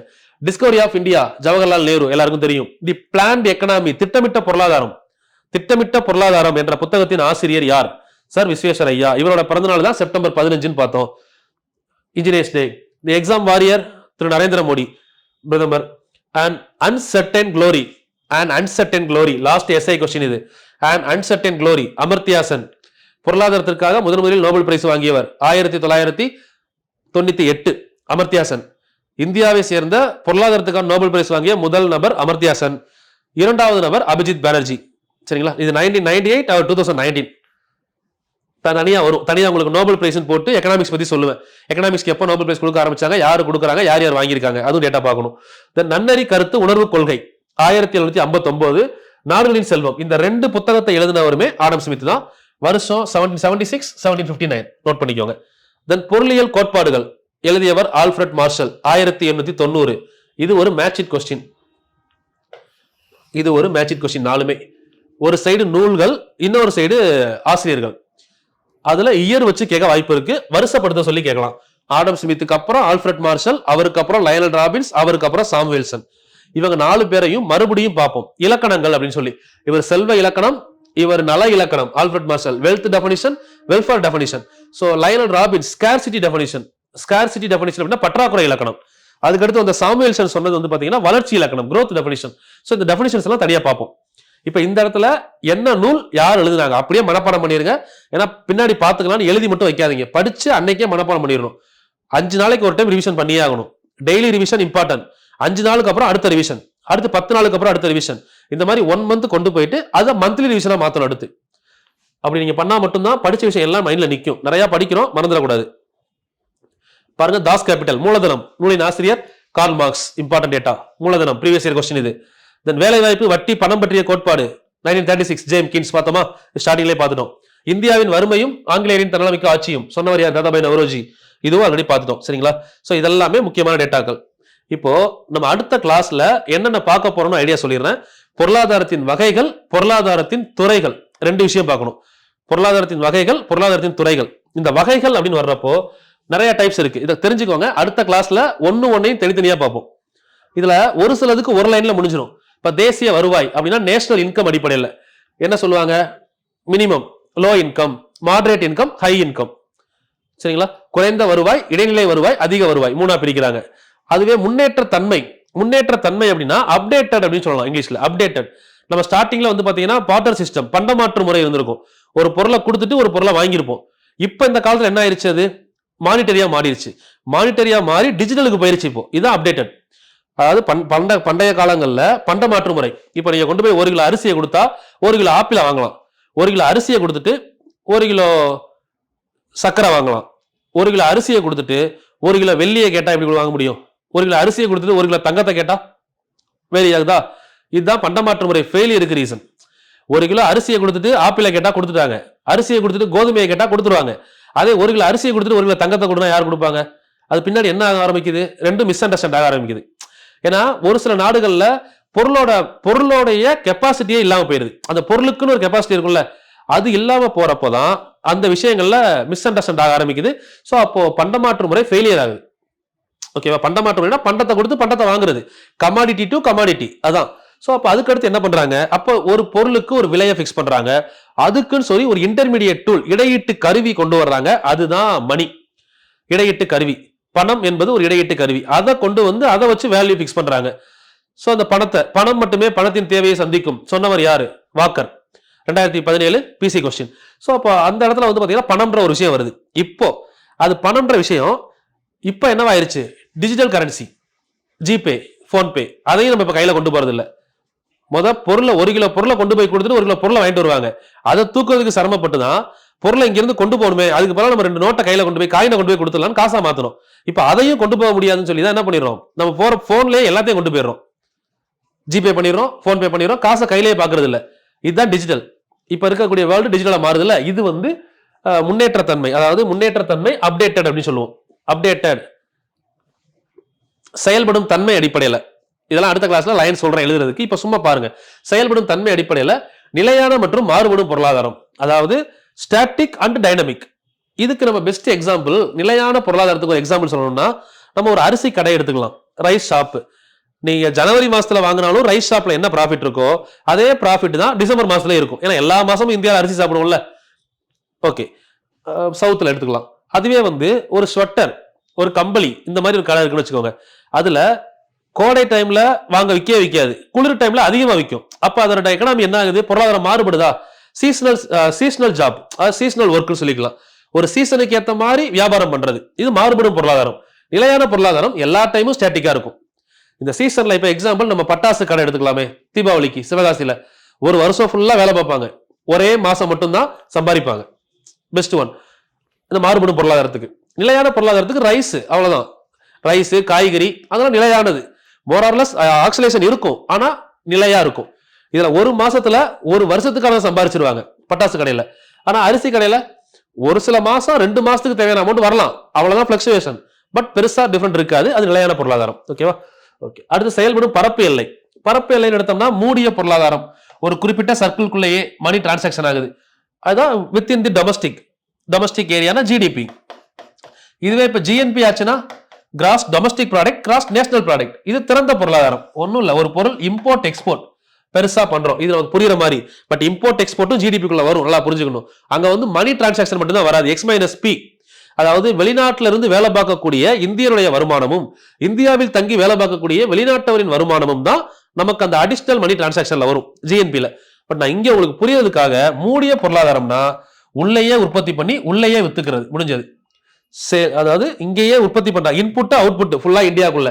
சிம்பிள். மூடிய பொருளாதாரம். இன்புட் இங்க, அவுட்புட் எங்க, வெளிநாட்டுல. அது மூலமா வரக்கூடிய இன்கம். இது வந்து பாத்தீங்கன்னா திறந்த பொருளாதாரம். இப்போ இந்த மூடிய பொருளாதாரம், திறந்த பொருளாதாரம் இருக்குல்ல, இதுல நாளைக்கு ஒரு பெரிய டாபிக்கே பார்க்க போறோம். இந்த திறந்த பொருளாதாரம் தான் 1991 எக்கனாமிக்கல் பாலிசி. அதுக்கப்புறம் தான் இந்தியா 100% ஓப்பன் எக்கனாமியா மாறுச்சு. அதுக்கு என்ன காரணம், ஏன் மாறுச்சு, சோ அப்ப அந்த ஓப்பன் எக்கனாமியா மாறினதுக்கு அப்புறம் என்னென்ன சேஞ்சஸ் எல்லாம் வந்துச்சு, இதெல்லாம் நம்ம நாளைக்கு கிளாஸ்ல பார்ப்போம். இது அடுத்த கிளாஸ்ல, சரிங்களா? பட் இவ்வளவு டைப்ஸ் இருக்கு எக்கனாமிக்ஸ்ல. அடுத்து வந்து பாத்தீங்கன்னா வளர்ச்சி நிலை. வளர்ச்சி நிலை அடிப்படையில் வளர்ந்த நாடுகள், வளர்கின்ற நாடுகள், வளராத மற்றும் வளரும் நாடு. Developed country, developing country, under developed country அப்படின்னு சொல்றோம். ஸோ நம்ம இந்தியா எப்பயுமே என்ன சொல்றோம், டெவலப்பிங் கண்ட்ரி. ஒய்? இந்தியாவை ஏன் வளர்கின்ற நாடுகள் சொல்றோம், எப்போ அது வளரும் நாடா மாறும், இதுக்கான ஆன்சர் நாளை கிளாஸ்ல. சரிங்களா? பொருளாதார அளவின் அடிப்படையில் இது பார்த்துட்டோம். பேரியல், நுண்ணியல், மேக்ரோ, மைக்ரோ. மேக்ரோ எக்கனாமி இது scale, based on scale. Macro and மைக்ரோன்னு பிரிக்கிறோம். மேக்ரோ அப்படிங்கிறது ஸ்கேல் லெவல் அதிகம், மைக்ரோ அப்படின்னா ஸ்மால் ஸ்கேல். இது ஒரு ஃபேமிலியோட அக்கௌண்ட், இது ஒரு கம்பெனியோட அக்கௌண்ட். சிம்பிள், அவ்வளவுதான். அடுத்து நிர்வாக அடிப்படையில். நிர்வாக அடிப்படையில இது ஒரு பெரிய ஏரியாமா, இது ஒரு பெரிய டாபிக். முதலாளித்துவம், சமத்துவம், கலப்பு பொருளாதாரம் மூணா பிரிக்கிறோம். பேரியல் பொருளாதாரம் ஒரு பாடமே ஃபுல்லா கவர் ஆகும். முதலாளித்துவ பொருளாதாரம் சிம்பிளா பாத்தீங்கன்னா கேபிட்டலிஸ்ட் எக்கனாமி. கேபிட்டலிஸ்ட் எக்கனாமி அப்படின்னா ஓனர் அப்படிங்கிறவர் ஒரு பிரைவேட், ஒரு கேபிட்டலிஸ்ட். சமத்துவம் அப்படின்னா ஓனர் இஸ் ஏ கவர்மெண்ட். சரிங்களா? கவர்மெண்ட் தான் இன்சார்ஜ். இது சமத்துவம். கலப்பு அப்படின்னா 2 பேரும் சேர்ந்து இருக்குது. இதை நமக்கு புரிகிற மாதிரி சொல்லணும் அப்படின்னா ration shop and super market எடுத்துக்கலாம். இப்ப ration shop is best example for socialist economy, சமத்துவ பொருளாதாரம். Super market is the best example for capitalist economy, முதலாளித்துவ பொருளாதாரம். இதை மைண்ட்ல வச்சு நம்ம எல்லாத்துக்கும் ஆன்சர் சொல்லலாம். இப்போ ஒரு சூப்பர் மார்க்கெட், அதுல லாபமோ நஷ்டமோ யாரோடது, அந்த மார்க்கெட்டோட ஓனர், அவர் ஒரு பிரைவேட் தானே, அது முதலாளித்துவ பொருளாதாரம். அதுவே ஒரு ரேஷன் ஷாப், ரேஷன் கடை, ரேஷன் கடையில வந்து ஆள் வாங்கினாலும் வாங்கலைனாலும் லாஸோ கெயினோ யாருக்கு, கவர்மெண்ட். ஏன்னா கொடுக்கறது கவர்மெண்ட். இது சமத்துவம். நம்ம இந்தியாவுக்குள்ள ஒரு ரோட்ல போனா ரேஷன் ஷாப்பும் இருக்கும், சூப்பர் மார்க்கெட் இருக்கும்ல. அப்ப இந்தியாவோட பொருளாதாரம் என்ன அப்படின்னு பார்த்தா கலப்பு பொருளாதாரம். கலப்பு பொருளாதாரத்துக்கு முக்கியமான நாடுகள் இந்தியாவும் பிரேசிலும். சரிங்களா? Best example. இதெல்லாம் நாளைக்கு இது ஒரு 45 மினிட்ஸ் போகும். அதனாலதான் ஒரு 3 கிளாஸ் வரைக்கும் இந்த மாதிரி டேட்டா ஃபுல்லா முடியும். நமக்கு சிலபஸ்ல பாத்தீங்கன்னா ஃபர்ஸ்ட் லைன்ல தான் இருக்கு எல்லாமே. ஓகேவா? இந்த ஃபைல் நான் குரூப்ல அனுப்பிடுவேமா, இதை எடுத்து பாத்துக்கோங்க. இந்த ஃபைல் எடுத்து ஒரு டைம் எல்லாமே எழுதிருங்க, வீடியோ பார்த்துட்டு. சரிங்களா? இதுக்கப்புறம் இன்னொரு ஃபைல் தர்றேன். அதுல வந்து ஒரு சில டேட்டாஸ் வந்து நம்ம எக்கனாமிக்ஸும் சேர்த்து கவர் பண்ணுவோம், பாலிட்டியும் சேர்த்து, எக்கனாமிக்ஸ் கூட பாலிட்டியை சேர்த்து கவர் பண்ணுவோம். அந்த டேட்டாஸ் ஃபர்ஸ்ட் இதை ஃபுல்லா எழுதி முடிங்க. இதை முடிச்சதுக்கு அப்புறம் அந்த டேட்டா உங்களுக்கு அப்டேட் பண்றேன். நம்ம பாலிட்டிலையும் அதே டேட்டா தான் உங்களுக்கு கவர் ஆகும். மறுபடியும் என்ன அப்படின்னா நம்ம ஹிஸ்டரியில இருந்து எப்படி உருவாச்சு சொல்லிடுறேன். முடிஞ்சா எழுதி வந்துடுங்க, இந்த பிடிஎஃப் அனுப்பிடுறேன் உங்களுக்கு. இந்திய பொருளாதாரம் சுதந்திரம் அடைஞ்சதுக்கு அப்புறம் இப்ப நம்ம இது வரைக்கும் பார்த்தது பொருளாதாரம், இந்திய பொருளாதாரம் கிடையாது. இப்ப இந்திய பொருளாதாரம் எப்ப வந்துச்சு, தொடக்க கால இந்தியா, இடைக்கால இந்தியா, நவீன கால இந்தியா, இது ஆல் ஓவர் ஹிஸ்டரியில இருந்தே கொண்டு வந்தாச்சு. தொடக்க கால இந்தியா அப்படின்னு பார்த்தோம்னா கிட்டத்தட்ட 40,000 ஆண்டுகளுக்கு முன்னாடி மனிதன் முதல் தோன்றியது. அப்போ இருந்து 712 வர ஏன்சியன்ட் இந்தியான்னு சொல்லுவோம். ஆஃப்டர் 712 முகமது பின் காசிம் வருகை, அரேபியர்கள் வருகை, இந்த காலத்தை தான் இடைக்கால இந்தியா, மிடிவல் இந்தியான்னு சொல்லுவோம். ஆஃப்டர் 1707 அவுரங்கசீப் டெத், இதுக்கப்புறம் இருக்கக்கூடிய காலத்தை நவீன காலம் சொல்லுவோம். இது அவுரங்கசீப் டெத்தை நம்ம முற்கால முகலாயர்களின் அழிவா கன்சிடர் பண்ணி இதுக்கப்புறம் நவீன காலம் சொல்றோம். ஆனா 1453 கான்ஸ்டான்டினோபிள் கேப்சர்ட் பை டர்க்கி, துருக்கியர்களால் கான்ஸ்டான்டினோபிள் கைப்பற்றப்பட்ட அப்பவே நமக்கு நவீன கால இந்தியா ஸ்டார்ட் ஆயிருச்சு. நம்ம மெயின் சிலபஸ் இதுல இருந்தா இருக்கும். நவீன கால இந்தியா 1453 இருந்து 47 வரை. சோ இந்த ஏரியால பாத்தீங்கன்னா நவீன கால இந்தியால இருந்து இங்க வர இது ஒரு 100 மார்க்ல வருது. பிளஸ் நமக்கு பாத்தீங்கன்னா பிளஸ் இதுல இது தொடக்க கால இந்தியா, இடைக்கால இந்தியா, நவீன கால இந்தியா, இது ஃபுல்லா சேர்த்து பிரிலிமினரியில இது ஒரு 25 மார்க். அது ஹிஸ்டரிக்குள்ள போறப்போ இதை சொல்லி தான் ஹிஸ்டரி ஆரம்பிப்பேன். இந்த காலத்துல நம்ம ஆரியர் வருகை, அரேபியர் வருகை, ஐரோப்பியர் வருகைன்னு பிரிக்கலாம். இதை சும்மா எழுதிக்கோங்க. ஹிஸ்டரி கிளாஸ்ல இதை நான் ஒரு 1 hour எக்ஸ்பிளைன் பண்ணுவேன். அதுல உங்களுக்கு நிறைய டேட்டா புரிஞ்சுப்பீங்க. இந்து மதம், புத்த மதம், சமண மதம், ஆரியர் வருகை எப்ப இருந்தது, இஸ்லாமியம் சீக்கியமும் உருவானது அரேபியர் வருகையில, கிறிஸ்துவ மதம் உருவானது ஐரோப்பியர் வருகைகள், ஐரோப்பியர் உள்ள வந்தப்பதான் கிறிஸ்துவ மதம் மேலோங்கி இருக்க ஆரம்பிக்குது. உருவானதுன்னு சொல்ல முடியாது, இந்தியாவுக்குள்ள உருவானது. இந்தியாவுக்குள்ள உருவாகி வந்தது எப்போனா ஐரோப்பியர்கள் வருகைக்கு அப்புறம் தான் கிறிஸ்துவ மதம் உருவானது. சரிங்களா? சோ அதுக்கப்புறம் பாத்தீங்கன்னா இந்த 2 பேரோட நோக்கம், ஆரியர்கள் அரேபியர்கள், இவங்களோட நோக்கம் செல்வங்களை கொள்ளையடிப்பது, மதத்தை பரப்புவது, 2 தான். பட் கிறிஸ்துவர்கள், அதாவது ஐரோப்பியர்கள், யூரோப்பியன் கம்பெனிஸ் யார் யாரெல்லாம் வர்றாங்க, Portugal, Dutch, British, French, Danish, இந்த 5 பேர், இவங்களோட நோக்கம் என்னவா இருந்துச்சுன்னா ஆட்சியை நிறுவுவது, அரசியலமைப்பின் அடித்தளம். அப்போ நம்ம யார்கிட்ட இருந்து பாலிட்டியை கத்துக்கிட்டோம்னா பிரிட்டிஷ், ஐரோப்பியர்கள்ட்ட இருந்தா நம்ம பாலிடிக்ஸே கத்துக்கிட்டோம். அதுக்கு முன்னாடி வரைக்கும் வந்த இஸ்லாமியர்களோ, சீக்கியர்களோ, இல்ல புத்திசமோ, ஜெயினிசமோ ஒரு என்ன சொல்லல, ஒரு சமூகத்தோட அமைப்பை நம்ம கத்து தரல. ஒரு சமூகத்தை எப்படி அட்மினிஸ்ட்ரேட் பண்ணணும் அப்படிங்கிற அட்மினிஸ்ட்ரேஷன் நமக்கு சொல்லி தரல. இப்ப எக்ஸாம்பிள், முகமது பின் காசிம் வர்றாரு, முகமது கஜினி வர்றாரு, செல்வத்தை கொள்ளையடிச்சுட்டு போறாரு, மதத்தை அழிச்சிட்டு போறாரு. அவங்களாம் அவங்க மதத்துக்கான அடித்தளத்தை இங்க கொண்டு வரல, மதத்தை அழிச்சாங்க. அது மாதிரி இருக்க செல்வத்தை கொள்ளையடிச்சாங்க. ஆனா இங்க வரக்கூடிய ஐரோப்பியர்கள், அதாவது ஆங்கிலேயர்கள்லாம் என்ன பண்றாங்க அப்படின்னா கோட்டைகளை கட்டுறாங்க. அவங்களுக்கான அட்மினிஸ்ட்ரேஷன், கோட்டை தான் அவங்க அட்மினிஸ்ட்ரேஷன் பண்ணக்கூடிய இடம். இப்ப நம்ம சொல்லக்கூடிய பார்லிமெண்ட் அண்ட் கான்ஸ்டிடியூஷன் அசம்பிளி, சட்டமன்றம், இதெல்லாம் எப்படின்னா ஒரு சட்டத்தை நடைமுறைப்படுத்தக்கூடிய இடம், அண்டு சட்டத்தை இயற்றக்கூடிய இடம். இப்படி ஒரு இடத்தை இதுக்கு முன்னாடி யாரும் பிக்ஸ் பண்ணவே இல்லை. ஆஃப்டர் யூரோப்பியன் இன்வேஷன், அதுக்கு அப்புறம் தான் இந்த இடம் உருவாகுது. அப்போ ஐரோப்பியர்கள் தான் முதல்ல பாலிட்டி அப்படிங்கிறதுக்கு அடித்தளம், அரசியல் அமைப்பை கொண்டு வர்றாங்க. அப்போ இதை கொண்டு வந்தது யார் அப்படின்னா ஐரோப்பியர்கள். அவங்க கொண்டு வரும்போது 2 விஷயம் கொண்டு வர்றாங்க, நல்லா பார்த்தா தெரியும். ஒன்னு பாத்தீங்கன்னா இப்ப நான் சொன்ன மாதிரி கோட்டைகள், ஃபோர்ட் கட்டுறாங்க. 2வது விஷயம் ட்ரேடிங் பாயிண்ட், வணிகத்தளம் அமைக்கிறாங்க. அப்ப அந்த வணிகத்தளம் எதை சொல்ல வருது, எக்கனாமிக்ஸ் பேஸ்ட் ஆன் எங்க இருந்து வருது, trading point introduced by European. அதே தான் இங்க ஃபோர்ட். ஒவ்வொரு ஃபோர்ட்டும் எதை சொல்லுது அப்படின்னா அட்மினிஸ்ட்ரேஷன் பாயிண்ட், அதுதான் ஆட்சியியல். இப்ப இருக்கக்கூடிய கான்ஸ்டிடியூஷன் ஆஃப் இந்தியா, அரசியல் அமைப்பு. சோ அப்ப இது 2 உருவானது ஐரோப்பியர்கள். அதனால ஐரோப்பியர்களை பாக்குறோம். இந்த ஐரோப்பியர்கள் பாயிண்ட் அப்படியே காப்பி பண்ணிக்கோங்க, குரூப்ல அனுப்பிடுறேன். போர்ச்சுகீசியர்கள், டச்சுக்காரர்கள், இது ப்ரீவியஸ் இயர் 2 டைம் கொஸ்டின். இப்போ 2025 வரை 2 தடவை கேட்டிருக்காங்க. இந்த ஆர்டர் யாருக்கு அப்புறம் யாரு வர்றாங்கன்றதே, போர்ச்சுக்கல், டச்சுக்காரர்கள், ஆங்கிலேயர்கள், டேனியர்கள், பிரெஞ்சுக்காரர்கள். அதுக்கப்புறம் இது ஹிஸ்டரியில இம்பார்ட்டன்ட் கொஸ்டின். அரசியலமைப்பு உருவாக்கத்துல முக்கியமான ஆண்டுகள் இதை மட்டும் படிச்சுக்கிட்டா போதும். முக்கியமான ஆண்டுகள் வித் டேட்டோட சொல்லியிருக்கேன் பாருங்க. இதை கொஞ்சம் தெளிவா எழுதி படிச்சுக்கோங்க. இதை மறுபடியும் அரசியல் அமைப்பு உருவாக்கத்துல மறுபடியும் சொல்லுவேன். இப்ப நீங்க எதுக்காக சொல்லியிருக்கேன் அப்படின்னா இந்த இடத்துல முக்கியமான வருடங்களை கொஞ்சம் பார்த்துக்கோங்க. இதுவரை, இதுக்கப்புறம் தேவையில்லாம இது வரக்கூடிய வருடங்களை இங்கேயே படிச்சுக்கோங்க. நான் இதுலதான் உங்களுக்கு முக்கியமா குரூப் 1 பாயிண்ட் ஆஃப் வியூல நேத்து கேட்ட கொஸ்டினுக்கு ஆன்சர் இருக்கு. 23/6 ஜூன் 23 நம்மளுடைய நோட்டிபிகேஷன் டேட். சொன்னா நோட்டிபிகேஷன் எப்ப ரிலீஸ் ஆகுது அப்படின்னு கேட்ட 23/6. எக்ஸாம் செப்டம்பர்ல வருது. ஜூன் 23 என்ன டே, பிளாசிப்போ நடைபெற்ற நாள் 1957. இதெல்லாம் இங்கேயே மனப்பாடம் பண்ணிருங்க. இந்த டேட்ல தான் நமக்கு நோட்டிபிகேஷன் வருது. சோ இந்த கொஸ்டின் எக்ஸாம்ல கேட்கலாம். இப்பயே சொல்லிட்டு பாத்துக்கோங்க, கேட்க வாய்ப்பு இருக்கு. சரிங்களா? ஏன்னா டேட் இப்பயே சொல்லிட்டாங்க. சோ அப்ப அந்த டேட்டை எக்ஸாம்ல கேட்கறதுக்கும் வாய்ப்புகள் இருக்கு. கேட்டதுக்கு அப்புறம் யோசிக்காதீங்க. சோ அதுக்கப்புறம் பாத்தீங்கன்னா இதெல்லாமே நம்ம பாலிட்டியில ஃபுல்லா பார்ப்போம். ஏன்னா இங்க எக்ஸ்பிளைன் பண்ணிட்டு அங்கேயும் டைம் இருக்கும்ல. சோ அங்க உங்களுக்கு கிளியரா சொல்றேன். இந்த டேபிளர் காலத்தை எழுதி படிச்சிருங்க. டேபிளர் காலம் அனுப்பிடுறேன். என்னென்ன கோட்டைகள் எங்க கட்டப்பட்டது, கட்டியவர்கள் யார், இது பாலிட்டியோட அடித்தளம். ஏன்னா இவங்க இங்க வந்து தான் நமக்கு வந்து என்ன பண்றாங்க, எக்கனாமிக்ஸை கொண்டு வர்றாங்க. அதனால எக்கனாமிக்ஸ்குள்ளேயும் கொண்டு வந்துட்டேன். ஒரு சில விஷயங்களை 2ல சொல்றேன்னா அதை தெளிவா படிக்கணும்னு அர்த்தம். அந்த கொஸ்டின் ஒன்னு எக்கனாமிக்ஸ் பேஸ் பண்ணி கேட்கலாம், இல்ல பாலிட்டி பேஸ் பண்ணி கேட்கலாம். அதனால இதையும் படிச்சிருங்க. இதுக்கப்புறம் அடுத்த கிளாஸ் சொல்றேன். இது வர எழுதிட்டு வந்துருங்கம்மா. ஏன்னா இதுக்கப்புறம் தான் அடுத்த கிளாஸ் பார்ப்போம். இதை நீங்க எழுதாம விட்டீங்கன்னா கூட நான் அடுத்து உங்களுக்கு பாலிட்டி கிளாஸ்ல இதை மறுபடியும் எக்ஸ்பிளைன் பண்ணுவேன். இங்க எதுக்காக சொல்றேன்னா, எக்கனாமிக்ஸ் நோட் உங்களுக்கு பாக்குறதுக்கு ஒரு ஆர்டரா இருக்கும். என்னென்ன படிச்சோம் அப்படிங்கிற ஆர்டர் வேணும்ன்றப்போ இதெல்லாம் எழுதிருக்கணும். எழுதிட்டீங்கன்னா எல்லாத்துக்கும் போய் புக்கை பார்க்க வேணாம். இந்த டேபிள்லாம் புக்ல கூட இல்ல, நம்ம எடுத்து எழுதுனதுதான். கோட்டைகள் யார் யார் கெட்டினாங்க இது வரைக்கும் நீங்க எழுதிட்டு வந்துருங்க. இந்த 2 ஃபைலும் நான் குரூப்ல அனுப்பிடுறேன், எடுத்துக்கோங்க. சரிங்களா? கிளாஸ் புரிஞ்சிருக்கும்னு நினைக்கிறேன். இதுல நிறைய தியரி இருந்ததுனால நல்லா ஃபுல் கான்செப்ட் இன்னும் சொல்ல முடியல. அடுத்தடுத்த கிளாஸ் வரும்போது உங்களுக்கு ஒரு 20 கிளாஸஸ் வரும்போதே உங்களுக்கு ஒரு ஐடியா கிடைச்சிரும் யூனிட் 5ல. ஏன்னா யூனிட் 5 50 மார்க்குமா, தெளிவா நோட்ஸ் எடுத்துக்கோங்க. ஒரு பாயிண்டை விட்டுறாதீங்க. நம்ம ஒரு டைம் வந்து ஃபுல்லா கான்செப்டா படிச்சுட்டு போவோம். தியரியில 10 கொஸ்டின் கேட்டுருவாங்க. ஏன்னா 50 கொஸ்டின் இருக்குல்ல, அப்ப தியரியும் விடக்கூடாது, கான்செப்டே விடக்கூடாது. அந்த பாயிண்ட் ஆஃப் வியூல தான் நான் உங்களுக்கு எல்லா பாயிண்ட்ஸையும் எடுத்து கொடுத்துருக்கேன். நான் கான்செப்டா நடத்திட்டு போயிடலாம், வேகமா முடிஞ்சிடும். பட் என்னன்னா, இந்த மாதிரி தியரி கொஸ்டின்ஸ் கேட்கிறப்போ எங்க இருந்து கேட்டாங்கன்னு அப்போ போய் யோசிப்பீங்க. இப்படி எழுதிட்டோம்னா நம்ம நோட்லயே எல்லா பாயிண்ட்டும் வந்துடும். எக்ஸ்ட்ரா 2 கிளாஸ் ஆனா கூட பிரச்சனை இல்லை, எல்லா பாயிண்ட்டும் எடுத்து எழுதிக்கோங்க. சரிங்களா? ஸோ இது மாதிரி டெய்லி 1 hour கிளாஸ் வந்துடும். ஈவினிங் ஒரு 7 மணிக்கு எக்ஸ்பெக்ட் பண்ணுங்க. உங்களுக்கு காலையில கேட்டிருந்தீங்க 4 மணிக்கு, 4 o'clock வந்து பாத்தீங்கன்னா மேத்ஸ் வீடியோ கொடுக்க ஆரம்பிக்கிறேன். மேத் வந்து 1 day விட்டு 1 day ஆல்டர்னேட் டேஸ்ல மேத் வந்து 25 out of 25 மேக்ஸ் அப்படின்னு சொல்லி ஒரு சீரிஸ் ஆரம்பிப்போம். எல்லாம் ப்ரீவியஸ் இயர் கொஸ்டின், அப்படியே 25 கொஸ்டின். அந்த கொஸ்டின் ஒர்க் அவுட் பண்ணி நீங்க எவ்வளவு போடுறீங்கன்ற மார்க்கு அது கீழே கமெண்ட் பண்ணிருங்க. இந்த 2 இப்போ ஸ்டார்ட் பண்றோம். அடுத்து யூனிட் 6 ஆரம்பிக்கிறோம். ஸோ அந்த கிளாஸ்ல உங்களுக்கு ஏதாவது டிராபேக்ஸ் இருக்கு அப்படின்னாலும் சொல்லுங்க. அடுத்த கிளாஸ்ல இருந்து நான் பேப்பர்ல எழுதி உங்களுக்கு மெயின்ஸ் பாயிண்ட் ஆஃப் எழுதி கொடுத்துறேன்.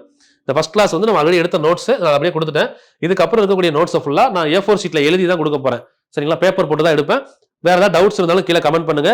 உங்களுக்கு இந்த வீடியோ பிடிச்சிருக்குனாலும் கீழே சொல்லுங்க. ஏதாவது மாற்றங்கள் வேணும்னாலும் சொல்லுங்க, கொண்டு வரேன். அது மாதிரி வீடியோ 20 வீடியோ முடிஞ்சதுக்கு அப்புறம் ஏதாவது மிஸ் ஆன மாதிரி ஐடியாஸ் இருந்தா என்கிட்ட சொல்லுங்க. ஏன் அப்படின்னா ஒரு சில பாயிண்ட்ஸ் நான் சொல்லியிருப்பேன் உள்ள, அதை வேற டாபிக்ல கொடுத்துருப்பாங்க. இப்போ சுதந்திரத்திற்கு முன் அப்படின்னு ஒரு கான்செப்ட் பார்ப்போம் 11th புக்ல. அதுல வந்து வேளாண்மை வந்துடும். வேளாண்மையில பாதி ஏரியா சுதந்திரத்துக்கு முன்னாடி வந்துடும். சில இடத்துல வேளாண்மைன்னு படிக்கிறப்போ அதை படிச்சு அதுல இருந்து ஆரம்பிப்போம். அப்ப இந்த பாயிண்ட் மிஸ் ஆயிருச்சுன்னு நான் முன்னாடி கொடுத்துருப்பேன். ஸோ அப்படி சிலபஸ் அனலைஸ் பண்றப்போ ஏதாவது உங்களுக்கு மிஸ் அண்டர்ஸ்டாண்ட் ஆகிற மாதிரி இருந்தா கமெண்ட் பண்ணுங்க. அடுத்த வீடியோல கண்டிப்பா சொல்லிடுவேன். சரிங்களா? ஸோ யூஸ்ஃபுல்லா இருந்திருக்கும் நம்புறேமா. கொஞ்சம் கண்டினியூஸா படிங்க. இந்த வருஷம் எல்லாருமே குரூப் 1 பாஸ் பண்ணணும் அப்படிங்கிற மைண்ட் செட்ல படிங்க. குரூப் 4 குரூப் 2 அது ஒரு ஓரமா இருக்கட்டும், அதை விட்டுருங்கன்னு சொல்லல. குரூப் 1 டார்கெட்டா வச்சுக்கோங்க. கண்டிப்பா நம்மளோட தாட் பெருசா இருந்தாதான், எண்ணங்கள் பெருசா இருக்கும்போது தான் நம்மளோட அச்சீவ்மெண்ட் சின்னதாவது இருக்கும். நான் நினைச்சதை நீங்க கண்டிப்பா அச்சீவ் பண்ண மாட்டீங்கன்னு சொல்லல, ஃபெயிலியர் ஆக மாட்டீங்க. நீங்க குரூப் 1 அச்சீவ் பண்ணணும்னு முடிவு பண்ணிட்டீங்கன்னா எல்லாருமே குரூப் 1 அச்சீவ் பண்ணுவீங்க. ஒருவேளை மிஸ் ஆனா அட்லீஸ்ட் குரூப் 2 குரூப் 4 ஆபீசர்ஸ் எல்லாரும் கவர்மெண்ட் ஆபீசர், அதுல எந்த மாற்றமும் கிடையாது. நீங்க குரூப் 4 படிச்சாலும் இந்த வீடியோ யூஸ் ஆகும், குரூப் 2 படிச்சாலும் இந்த வீடியோ யூஸ் ஆகும், குரூப் 1 படிச்சாலும் இந்த வீடியோ யூஸ் ஆகும். அது போக SI PCக்குமே ஸ்டாண்டர்ட் மாத்திட்டு வர்றாங்க, லெவல் கூட்டிக்கிட்டு இருக்காங்க. ஸோ இந்த வீடியோஸ் இப்பயே படிச்சிட்டீங்கன்னா 8 மாசத்துக்கு வேற எந்த எக்ஸாம் இல்லை. ஒரு டைம் முடிச்சிருங்க, கஷ்டத்தை பார்க்காம படிச்சு முடிச்சிருங்க. அதுக்கடுத்து நீங்க என்ன எக்ஸாம் படிக்கீங்களோ அதுக்கேற்ற மாதிரி மாத்திக்கோங்க. கண்டிப்பா அதை முடிச்சு நானும் என்ன பண்ணுவேன், ஒரு அவுட்லைன் கொடுப்பேன். ஒவ்வொரு எக்ஸாம் கால்ஃபர் பண்ணும்போதும் இதை தான் படிச்சா போதும். அப்ப நம்ம வீடியோல வந்து கட் பண்ணி படிச்சுக்கோங்க. நோட்ஸ் தரமா ரெடி பண்ணிருங்க. இந்த நோட்ஸ் தான் உங்களுக்கு பின்னாடி பெரிய லெவல்ல சப்போர்ட் பண்ண போகுது. நோட்ஸை பக்காவா வச்சுக்கோங்கம்மா. நான் சொல்ற ஒரே ஒரு அட்வைஸ், நோட்ஸ், வேற எதுவுமே இல்லை. ஸ்கூல் புக் கையில இருக்கும், நோட்ஸை தெளிவா எடுத்துக்கோங்க. வேற ஏதாவது டவுட்ஸ் இருந்தா கீழே கமெண்ட் பண்ணுங்க. Thank you, all the very பெஸ்ட்மா.